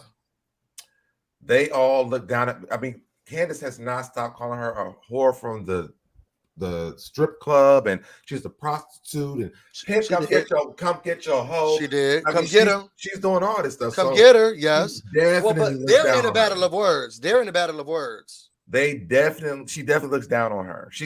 They're in a battle of words. Whether she said it to her face or not, in her confession, she keeps saying it. And that's so between Mia and Candace, I can't, which I hate about it, I can't dictate who is what they say or how they say it to each other because they're in a battle. They're fighting. Mia does it to everybody. When Mia told them about all her surgeries and her all broke bitches. Parts, everybody at that point was like, "What? So what did you get done with your?" They haven't looked up. They have not looked up. What did you get done, and how did it hurt? And when they say that, she says, "Well, how many businesses? And I own businesses." But we're not talking about your business. We're talking about your body. Talk about my body. We talk about body parts. So talk about my body parts if I'm going to talk about yours. Why? You say, oh, my God, you got big features. But how many businesses do you own? Okay, so then I guess we're going there with the money thing. I don't think the ladies do that here. Now, when Karen was acting like she was above the rest, okay, but she had to move, that was questionable. But outside of that, the girls be like, look, But I got where you live, where you don't live. Like Karen moved though. It's questionable. It's questionable. So then they go into that, and I don't know. I'm still on Candace's side throughout the fight. Girl, look, you talk down to people, just like it's gonna say, it's classist. Every time you're around us, and now you calling me a broke B, okay? Girl, and your whole married you into, got you into, girl, get out of here. And every time you get in front of your mama, you telling her how your sister can't do it better than you can, and your mother need to just stay with you. It just oozes through your pores, girl. It oozes through your pores. I don't like it. It's sad. It's disgusting. And so when Candace said, Pam, go get your. Oh, we forgot when a scholar said, did he tell you to shut up because he bought her a car, Rolls Royce, the G-Wagon. He bought her a G-Wagon because we all need those in DC. Okay, you could drive everywhere right now. But she's having hers customly made. She's gonna be able to customly make the whole thing. Yeah, and then it's gonna sit in that. Never mind. It's gonna in DC. In she lives in DC. What we do know is that she can go and get an oil change at Gizelle's auto shop. She wouldn't take it there. So, but she did go get a new G-Way. Hold on. I didn't understand what was going on. He's telling her to hold on, listen to the phone. She's excited. Who can I pick it up today? I didn't know what was going on, but she got a new car. Congratulations. Then, a scholar asked, "Did your husband tell you to shut the up?" Oh, now, how many people married in the chat? Is that how y'all talk to each other? Because I don't even like to swear. I think the most part, and I feel something when I'm like, oh, I didn't mean to curse at you. Like if I curse and I'm swearing at my partner. He honestly was not. It wasn't even disrespectful to me because he said, I never get a chance to say it to you. And you haven't yet, and you still won't. I think the most important part was, why was Chris looking like this? Because that man is out of control. He was like, damn it. Do you want a bottle of water? Candace, stay upstairs, please, because don't come down here for this. Because we can't do we're not doing this. Chris wasn't worried about that. He's like, this man is so drunk, out of his mind. Get this bottle of water. And then everybody drank my bottle of water for today. Everybody was happy. But you have to be. You have Chris to was be. Like, because some people are gonna put up with the drunks. And then some people's gonna be like, why is somebody take the phone? Get him something. He needs some milk. And that would have been my face. Why is now? Hold on, baby. Nah, that's the guy.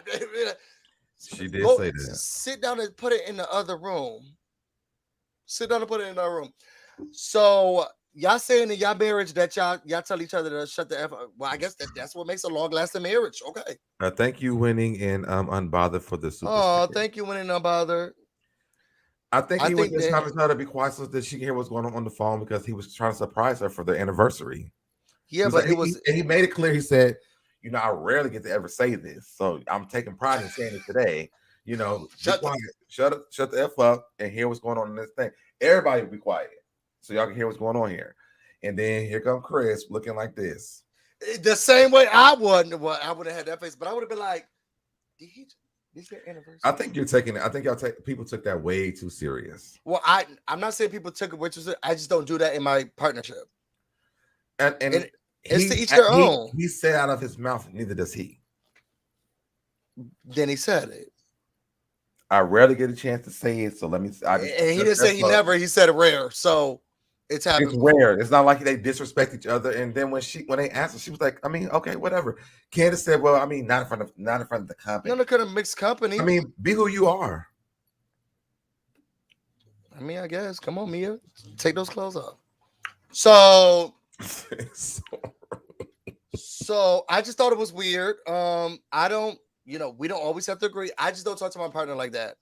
It's just not my thing, but to each their own. I think some people do cuss each other out. See, I'm saying that I don't do it. That's what I got from it. What Queen Mermaid is saying. What about doing that's not you. I got you a gift. Talk. But he said I rarely get to say this. I don't think that he like me. Shut the fuck up and get downstairs. Me. I think you're making it a big deal. I rarely get a chance to say it. Yes. And it was a special moment for him. He So wanted to shut the surprise him fuck with up. something. Right. I feel like everybody just took this. No, I was just saying, I think wrong you're way. extreme in it. I'm just saying, I don't say it. I wanted to know if other people say it. During sex, I would not mind my partner saying that to me. Okay, so then And that's when okay I then. heard him say that, I was like, I could see him saying this during them having sex. And I would be like, I mean, first of all, I would like yell at. he seems very freaky to me. Yeah, but we're not. This is not. I said we're on television. But that's why he said I rarely get a chance to say it. Like he actually explained it before he said it. Like I think people just take it the wrong way. I'm not saying people took it the wrong or right way. No, I a don't. lot of people were offended. I didn't like it, and I would not talk to my partner that way. And that's if y'all do that, then do y'all. I think you're getting more frustrated than me. I'm not frustrated. Well, I think you're making it a bigger deal. All I want to know is that do y'all talk to each other like that? Yes or no? Because I wouldn't do that, and you're saying yes, and people need to calm down. I'm just saying I wouldn't talk to my partner like that. I want to know if other people talk to their partners like that. And Sure. What I'm hearing is cuss me out. Okay, that shows you love me. And okay, so as they're all going back and forth with their words, Candace says, "Where's your pimp? Okay, get out of here. Where is your pimp? Pimp. She does handle things in stride. I do love the fact I loved it. Mia does handle things in stride. Okay, when she was like, "Look, what you need to understand is that you are new and barely made it, girl. Barely skated through. Thank God for your mother and the drugs. Okay, you barely made it in here. Okay, but I'm here. I'm here though. Yeah, but baby, and what you need to understand is that you've been very disrespectful. I don't care. I don't care. I did love the fact that Candace has been Mia is unbothered for almost for like 30 minutes from the show at this point. I can imagine how long it actually went on. You started with me. No, she didn't start with her. Well, sorry, from my standpoint, let me not, because I know we disagreed and we're not going backwards. From my standpoint, you started with me. You started with me at the photo shoot, and I'm gonna keep it going until you apologize. And if you're not gonna apologize, then I'm gonna keep it going too. So that if I was Candace, that's what I would feel. You started with me, okay? I loved it. And until you apologize to me, I'm gonna keep coming at your neck. I loved it. Okay. So I did love that Mia though held her own. Now she ain't had nothing to come back with, but I mean, how many times you gonna call me? How many times you gonna call him my pimp and me his hoe? Like, what? Give me something new. Like that's all you got to say about me. But this is not even facts. What only Mia talks. Mia only talks about money. But you allow that. That you had a low budget video. Those are facts. Money. What our facts is that you know what's going on with this husbander thing. Okay. Who's getting paid? Talking about money in my marriage. Yes. Okay. Those are facts. So then I'm going to talk about your big feet, your big hands, your low budget mother, your pimp, your hoe, and you slutting it out in strip club. You think it's old? I don't have a problem with it because I feel like she's been talking about her feet too much. Get to the slut shaming. And she's like, I do have big feet. So what? And they like I'm big. You I'm sure do. Stomping all the way through here. You sure do. Stomping all the way through here. I love how Mia's unbothered by her. Yeah, I did like how she was unbothered. I just don't like how she didn't have anything. Have anything for what? Anything back. What did she need to say to Candace? Even in a confessional. What does she need to say to Candace though?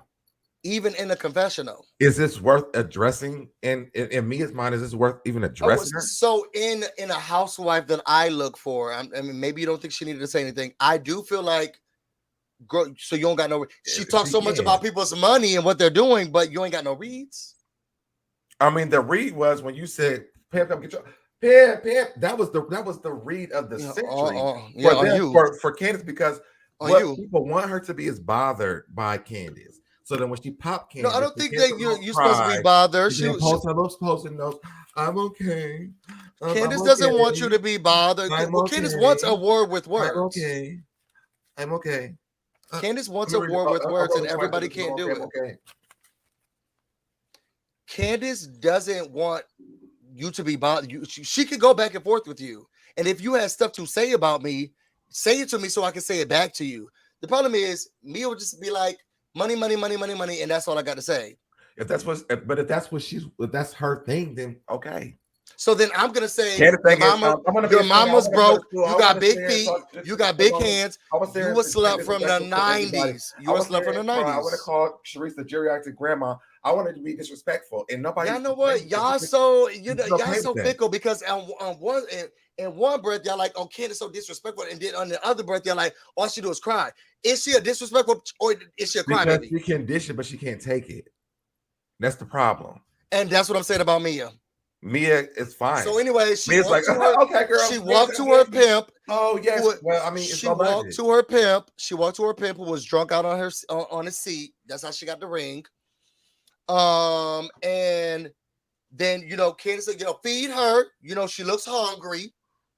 She gave a blade of lettuce to her, and Miss Mia said, "Oh no, I think you need the whole thing." Okay, so she gave her a good tossing of the salad, and it kept going. That's how we making excuses for Mia's behavior. No, they do. He does feel like Mia has not done anything wrong. I feel like she was attacking Mia, and Mia gave her back what she was getting. And so yes, he is making excuses. And she did a little bit better.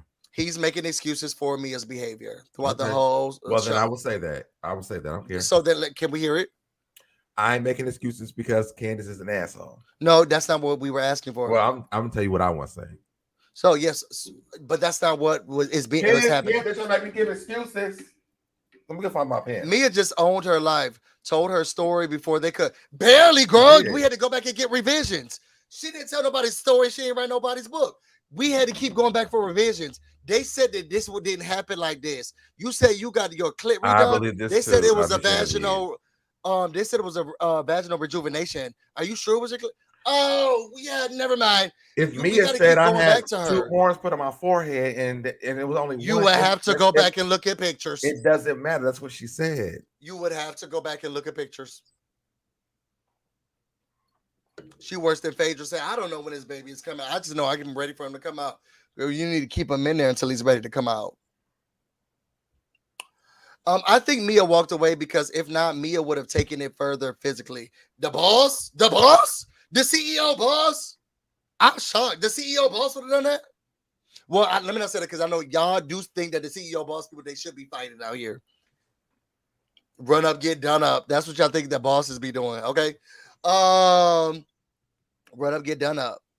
The tears are a weapon that is used to absolve her of accountability for her participation in conflict. I don't look at her tears as an I also view emotions differently. When people are showing their emotions, I look at those as what those are due to something else, but not that it removes them from what they did. So SoDebNair can tell you that you crying to me don't change how I feel, how we feel. It's questionable. Yeah, I don't think so. Mia is really unbothered because her read is her bank account, which is true, and her mortgage, which is true. And this is why the people say she's classist. I'm not saying that she don't got money and she don't got bank accounts. And her life is not something. In her life, I have not finished what I was saying, and that her life is not something to be admired or revered. Oh, thank you. You better give me the floor. Okay, so y'all, look, let me say something. I'm tired of SoDeb.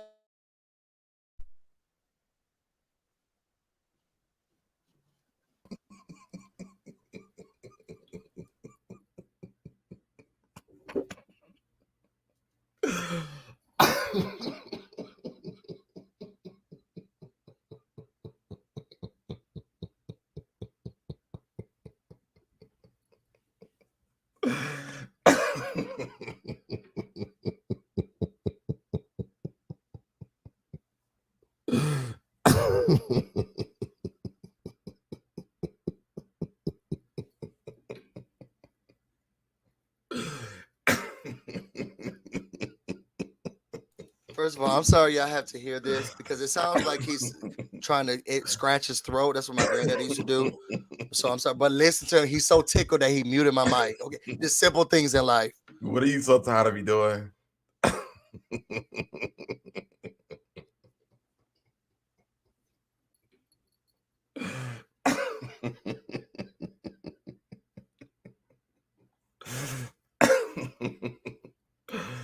Well, listen, y'all. Normally when Busy does this, we have to take this house tour of Gizelle's auto shop. So let's look at the West Wing, and as you guys can see at the top, there is this lighthouse there. Now, when Gizelle is flashing her, what Karen calls it, the hot box, she actually flashes it from the top of this lighthouse. And this is how Jamal gets to the house because he doesn't know where she lives at sometimes because she's in the woods. So she flashes the hot box from the top of this lighthouse in the West Wing. Now, the girls live in the back of Gizelle's. It says Giselle, it's time for an oil change. Now, if you go into the back house, because Karen says you have to walk into the back of the house because they're putting on the new part. And I had to add a new part to this, so we'll do that next week. Well, the week after that, because we're going to be a busy channel another week after this. But you have to walk into the back of the house is where the girls live at. Now, in this middle part is where you actually go in, you pay for your oil change. You can actually buy air fresheners for your car. You can actually get in there. You can get brakes, tires. What else? You can get the little sprays, anything you want, you can get in there. And then on the right side is where you actually get your oil and your lube change. So this is definitely how you go if you're in the fourth, if you're the Three Little Bears, how you actually get your oil changed at Gizelle's Auto Shop. I'm so glad I was able to finally get you guys through the full tour. And if you're a Robyn Dixon, you can actually go over there and get laid.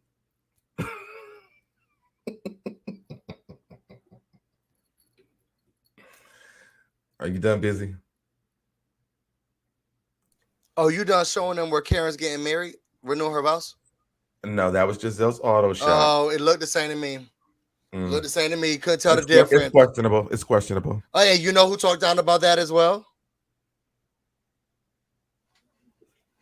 You know who talked down about where Karen's getting? Let's move on. Do we know? Do you know who talked down about where Karen's getting married as well? Put in the comments if y'all know who I'm going to say. Do we know who also talked down about where Karen is getting married? But you just want try to take this lady down. It doesn't matter what happens. I'm not taking her down. I'm showing you who she is, and you're refusing to believe it. Okay, whatever. I'm showing you who she is, and you're refusing to believe it. And that's okay. The people see whose side you on. When it's time to go to jail, y'all, don't call me. Did you see where Gizelle flashes her hot box? I didn't look into. I didn't take the home tour. Let me show it to you. If you would, I promise you, I'll click a red X on this screen so fast, and you won't be able to find me for a week.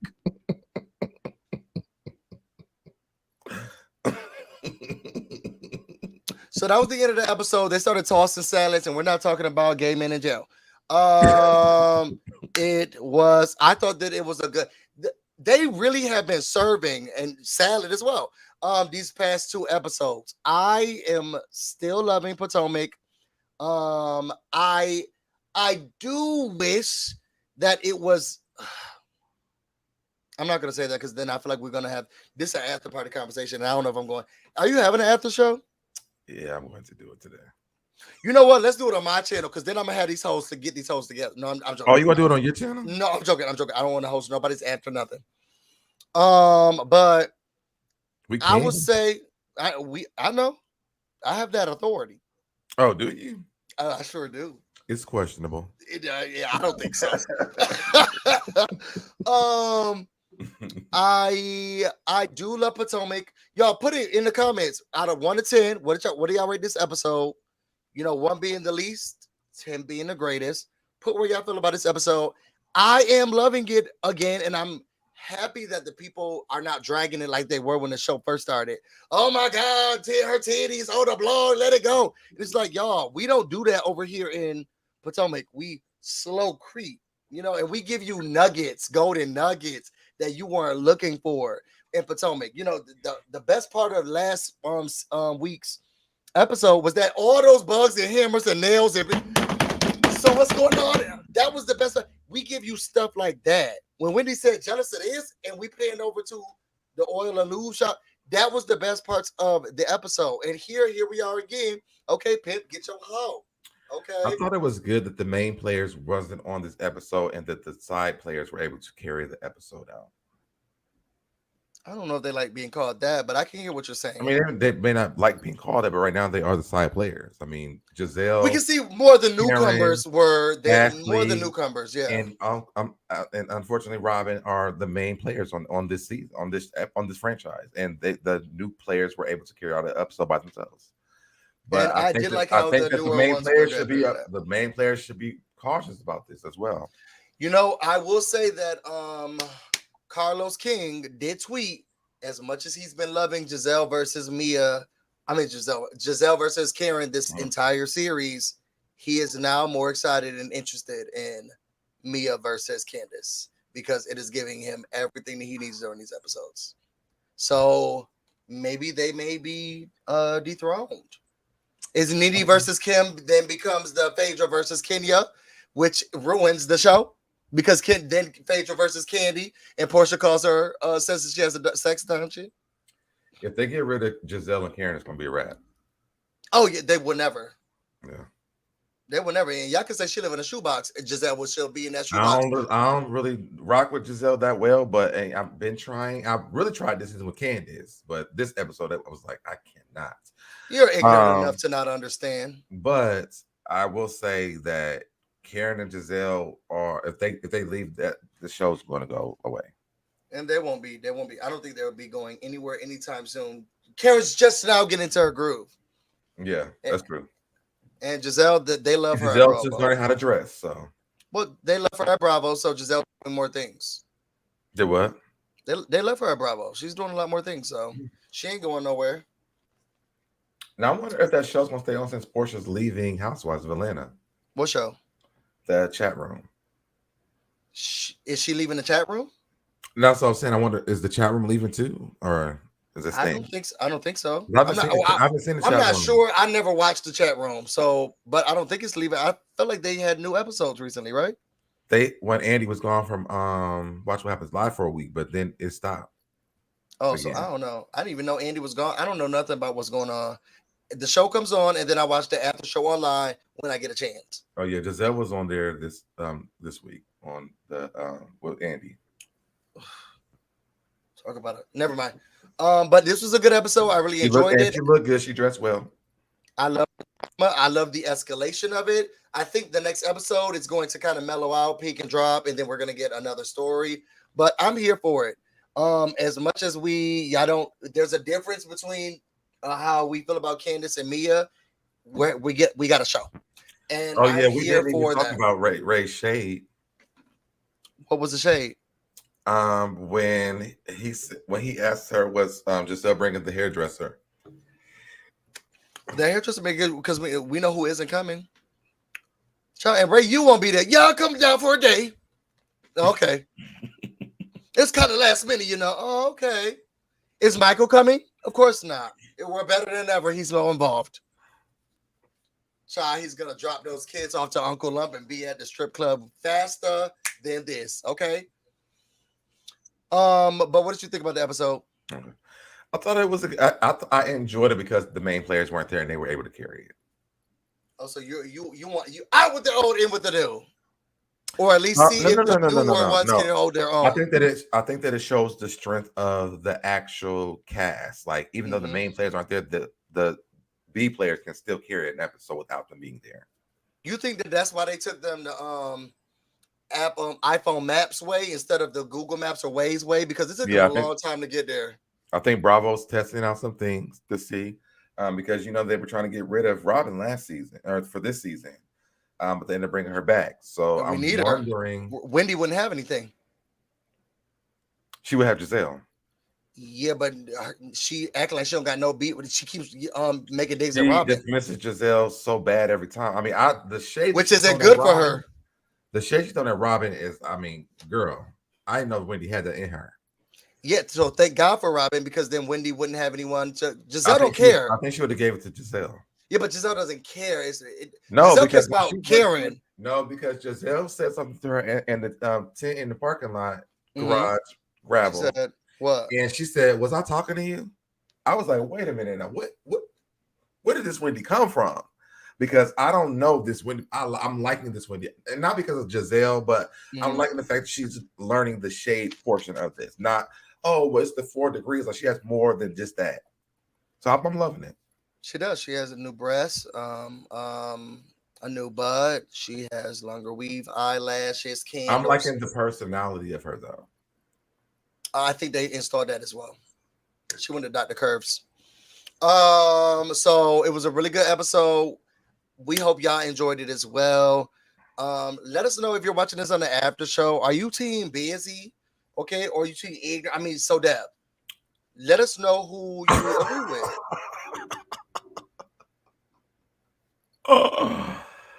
Thank you, love my 2 dogs for the super chat. I enjoy you both, Dion. The commentary is so funny. Oh, thank you. You think we're funny? Y'all think his joke about the oil thing is funny? I think it's kind of late time through delayed. Watch him put it up again. See? See? My timing is impeccable. Let's do this one. Yes. My timing is impeccable. He's late. Call me back. You want to close us out? Tell them where they can find you. If y'all want to know more about me and everything else that I have going on, you can find me on Instagram and on Twitter, Busy Blue, no space, no E. You can also find me on Twitch, Busy Blue. You could also get a membership, join the we don't got no tribe, but you do come and work for me, okay? And it's not easy. But get a membership, you get an in-depth look at my life and my thoughts and how emotional I am. If y'all think this is bad, wait till you see my vlogs. And if you want to know my inside thoughts, follow me on Twitter, Busy Blue. Right there. Is that all? I think so. Is there something I missed? This was so interesting. Was it? It was very interesting. I was bored. I don't really think we do that well. I know. I was like, we just gotta switch it up a little bit. The same old, oil change. You getting a new background does not change the fact that it's not clicking. No, you clicking, but you click it down. You know, and I feel like I need to go to Mia, the boss Mia, to get my back right. I feel like this is a low budget conversation that you're having, and I'm gonna disengage. I felt like this is low budget, and you got lens in those frames. I mean, you showed up late. You have lenses in those frames. Your internet was looking bad. Your audio was sounding bad. We had to wait on you, and I don't like low budget. Yeah, yet the people saw me come in clean and clear. Yeah, the people saw me come in clean and clear. Yeah, when you finally pulled back in after you was already looking a mess. Ain't nobody never seen me come in dusty. I seen the next time I'll screenshot it so they can. I'm like, this is why we late again this week. But he was doing his lives. I want to come to something more professional the next time. And one of the clothing things, he was standing right in front of the clothing things at Macy's, and that's where he used to do his reviews. Extra large. I'm running that extra large for y'all. But I'm the one that's saying just low budget. Somebody said keep the oil change. Y'all tacky. Y'all tacky. I gotta add the new part to the house because you know you can't go into the front door no more. So I gotta add to the new part. I mean, I guess. I mean, do what you need if you have the time. Yeah, well, and we know you'll make it. You know, while I'm doing what I'm doing, I have time to do that. That's fine. Which is nothing. So you'll get a log on and add an addition to the house. Would you go to a tent? How does that make you feel? Huh? Would you go to a tent party in the driveway? I mean, I'm not gonna tell you what things I've been to. But the tent wasn't in that driveway that day. I'm just saying. There was no tent. So they lucky they had that. The events I've been to, we lucky if we had a 10. And we know where you would be. We okay, well, this was a good show, guys. Oh, no, you trying to cut the girls out? we know where you I thought about it right before I said parties on the front porch of abandoned buildings, girl. Oh, I mean, that's what he said. Y'all go watch I Had an Affair podcast. And you'll hear the whole story. Not that I had an affair podcast. And down the people in the driveway where he was at that building said non-occupancy. Nobody should be here. Okay, asbestos. But he was sitting there on the porch. So tell the people where they can find you. If y'all live, join the hive. We got the tribe. Tell the people what to say. I already said mine at the beginning, but again, if you guys want to join my tribe, please step on my site, go ahead and subscribe. Make sure you check us out next week on Monday. What time are we going live on your channel next week? It's questionable. It's gonna be 7:15. It's gonna be 7:15. We'll be live on Busy's channel next Monday at 7:15, which means just log on at 7:30. And you'll miss the first 15 minutes, the previews. You're probably wrong because Busy's always late. I have therapy, mental health. See, y'all down in mental health. I don't know why you don't just push it back then. Because I also have work to do. You be on YouTube till till like 5 o'clock in the morning. I'm listening to it while I'm working. Okay. Well, we'll be on his channel next week at 7:15, 7:30. But if you guys want to check us out, we're going to be live on his channel next week. But you're doing the after show after this.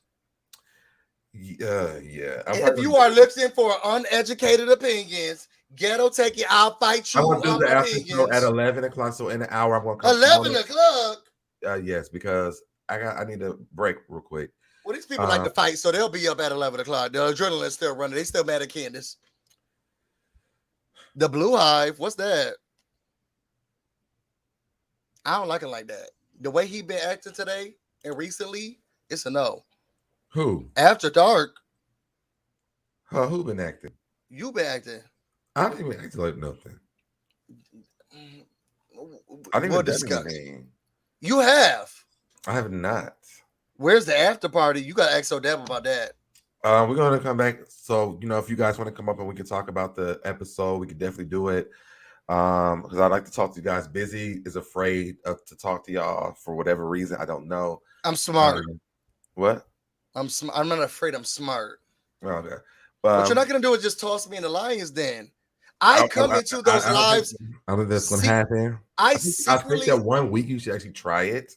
Maybe during like the reunion or something.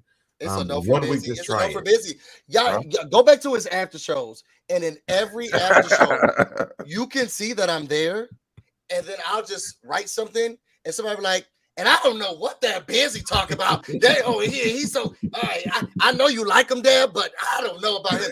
They be trashing me every chance they get. So y'all go watch those after shows. If y'all haven't watched one of his after shows before, just click on one.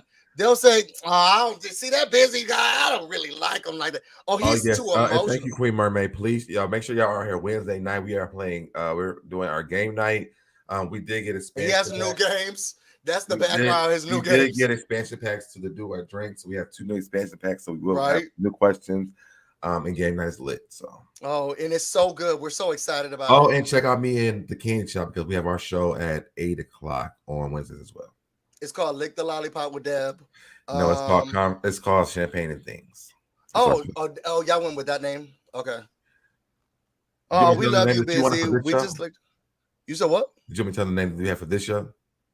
No, you can keep it quiet. It's just a review. Oh, we love you, Busy. We just like to mess with you, and that's fine and that's fair. But I don't like to be outnumbered, out team. I don't want to gangbang. Okay, nobody's gonna gangbang me, and I feel like I'll be gangbanged over here. This tribe is giving me very gangbang. Now they're all saying they love you because you're afraid of them. No, I'm not afraid. No, y'all y'all want to gangbang me with no Vaseline, okay? And I just don't want that. It's a lot at once. That's not what I heard. And whoever told you that was a lie. You know what? It was probably Ashley because you believe everything she say and Mia. So it ain't never happened over here. Did you go to school with Candace? I did, yes. Okay. So we're gonna go ahead and end this live. Howard University? Are we talking about Howard University? I heard the word on the street is that she heard about some parties you've been at. That's all I know.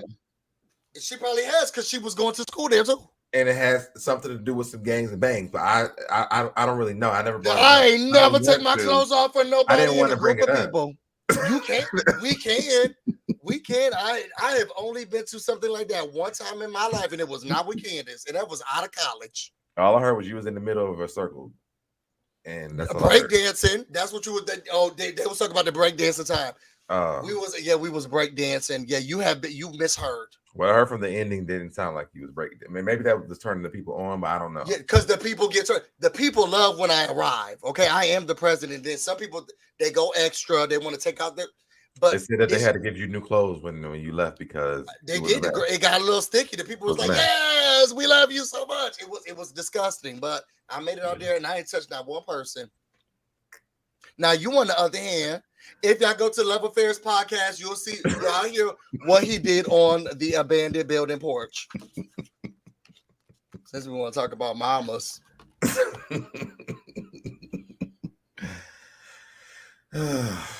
You can't get me. Okay, I'm quick wit. You can't get me. I mean, I told my story. I told my story. What are you gonna do? You're gonna put up your Gizelle thing? Call me back. Call me back. Clips is what you have to resort to. Call me back. Because we're not here for it. We've been here for too long. You ready to get off? I'm tired of you. You tired of me? Just a little bit. I'm ready. I actually enjoyed you today. You were fun. You know what? Oh, today. Yeah. You know, we haven't talked in a while, so you know, you was going through stuff, and I was like, well, I don't like how you treating me. But we're not gonna talk about that on the podcast on this live. Remember you cussed me out? No, we're not gonna say you didn't cuss me out. Are we really doing this? We're not. Are we doing this? We're not doing this, but I'm just gonna say you're not gonna say you didn't cuss me out. I think I apologize to you too, though. You did, but you did cuss me out. I was going through some things, and I did. I took it out on you, and I apologize. Okay. We don't care about apologies. I want everybody. I want the people to know that you did cuss me out. I was cussed out, and y'all want me to come over to this tribe meeting so he could start shooting darts and arrows at me. No, man, it's not gonna be me. It's not gonna be me. You run the tribe. I'm thinking. We've already had our thing, and we fixed it, and we're good. And now they're here to fight on your behalf. Y'all not gonna get me. Okay, you talk about this part. You talk about this part, and now it's gonna feel like random people coming in, but you already gave them what to say. So busy. No, y'all not gonna get me. No, I'll be in the comments though. I always am, and then when I don't like what y'all say, I leave. That's not like in the first 5 minutes, right? I'm the first thumbs down, and then I walk away. I said, "What is this bullshit?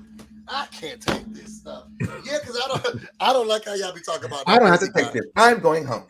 I can't believe they said that about Busy. Thumbs down. I'm leaving. I won't have it. Okay. I don't like how y'all be talking about that Busy guy. I really like him. I think he's cool. See, they all saying they love you. Yeah, you should bring him up more. I don't know what the people in the after show be talking about. You should start bringing them up. This is the same people. I mean, I don't care. I'm not there. I'm never at that party. So, you know, charge it to my mind and my heart. I don't like it. Busy, you are really funny. You balance Deb's energy, yin and yang. Do y'all think he irritates me more than anybody else? Y'all think I balance his energy? I'm supposed to. Is that so? Is that so? Is that so? This man frustrates me. I don't think I balance his energy. He makes me so frustrated. Our brains are just not the same. And not saying whose is better or what's better. We're very different. We get along though, but it's irritating. I need a Xanax after this. After these lives. Well, it's not because of me. I'm only talking to you. You and the people in the comments. They ain't because of me. I try to ignore them because I don't know what they're gonna say. Are we? Oh, well, I'll talk to you about that. I only read the ones that's positive. Okay. I only read the positive ones. That's what I do.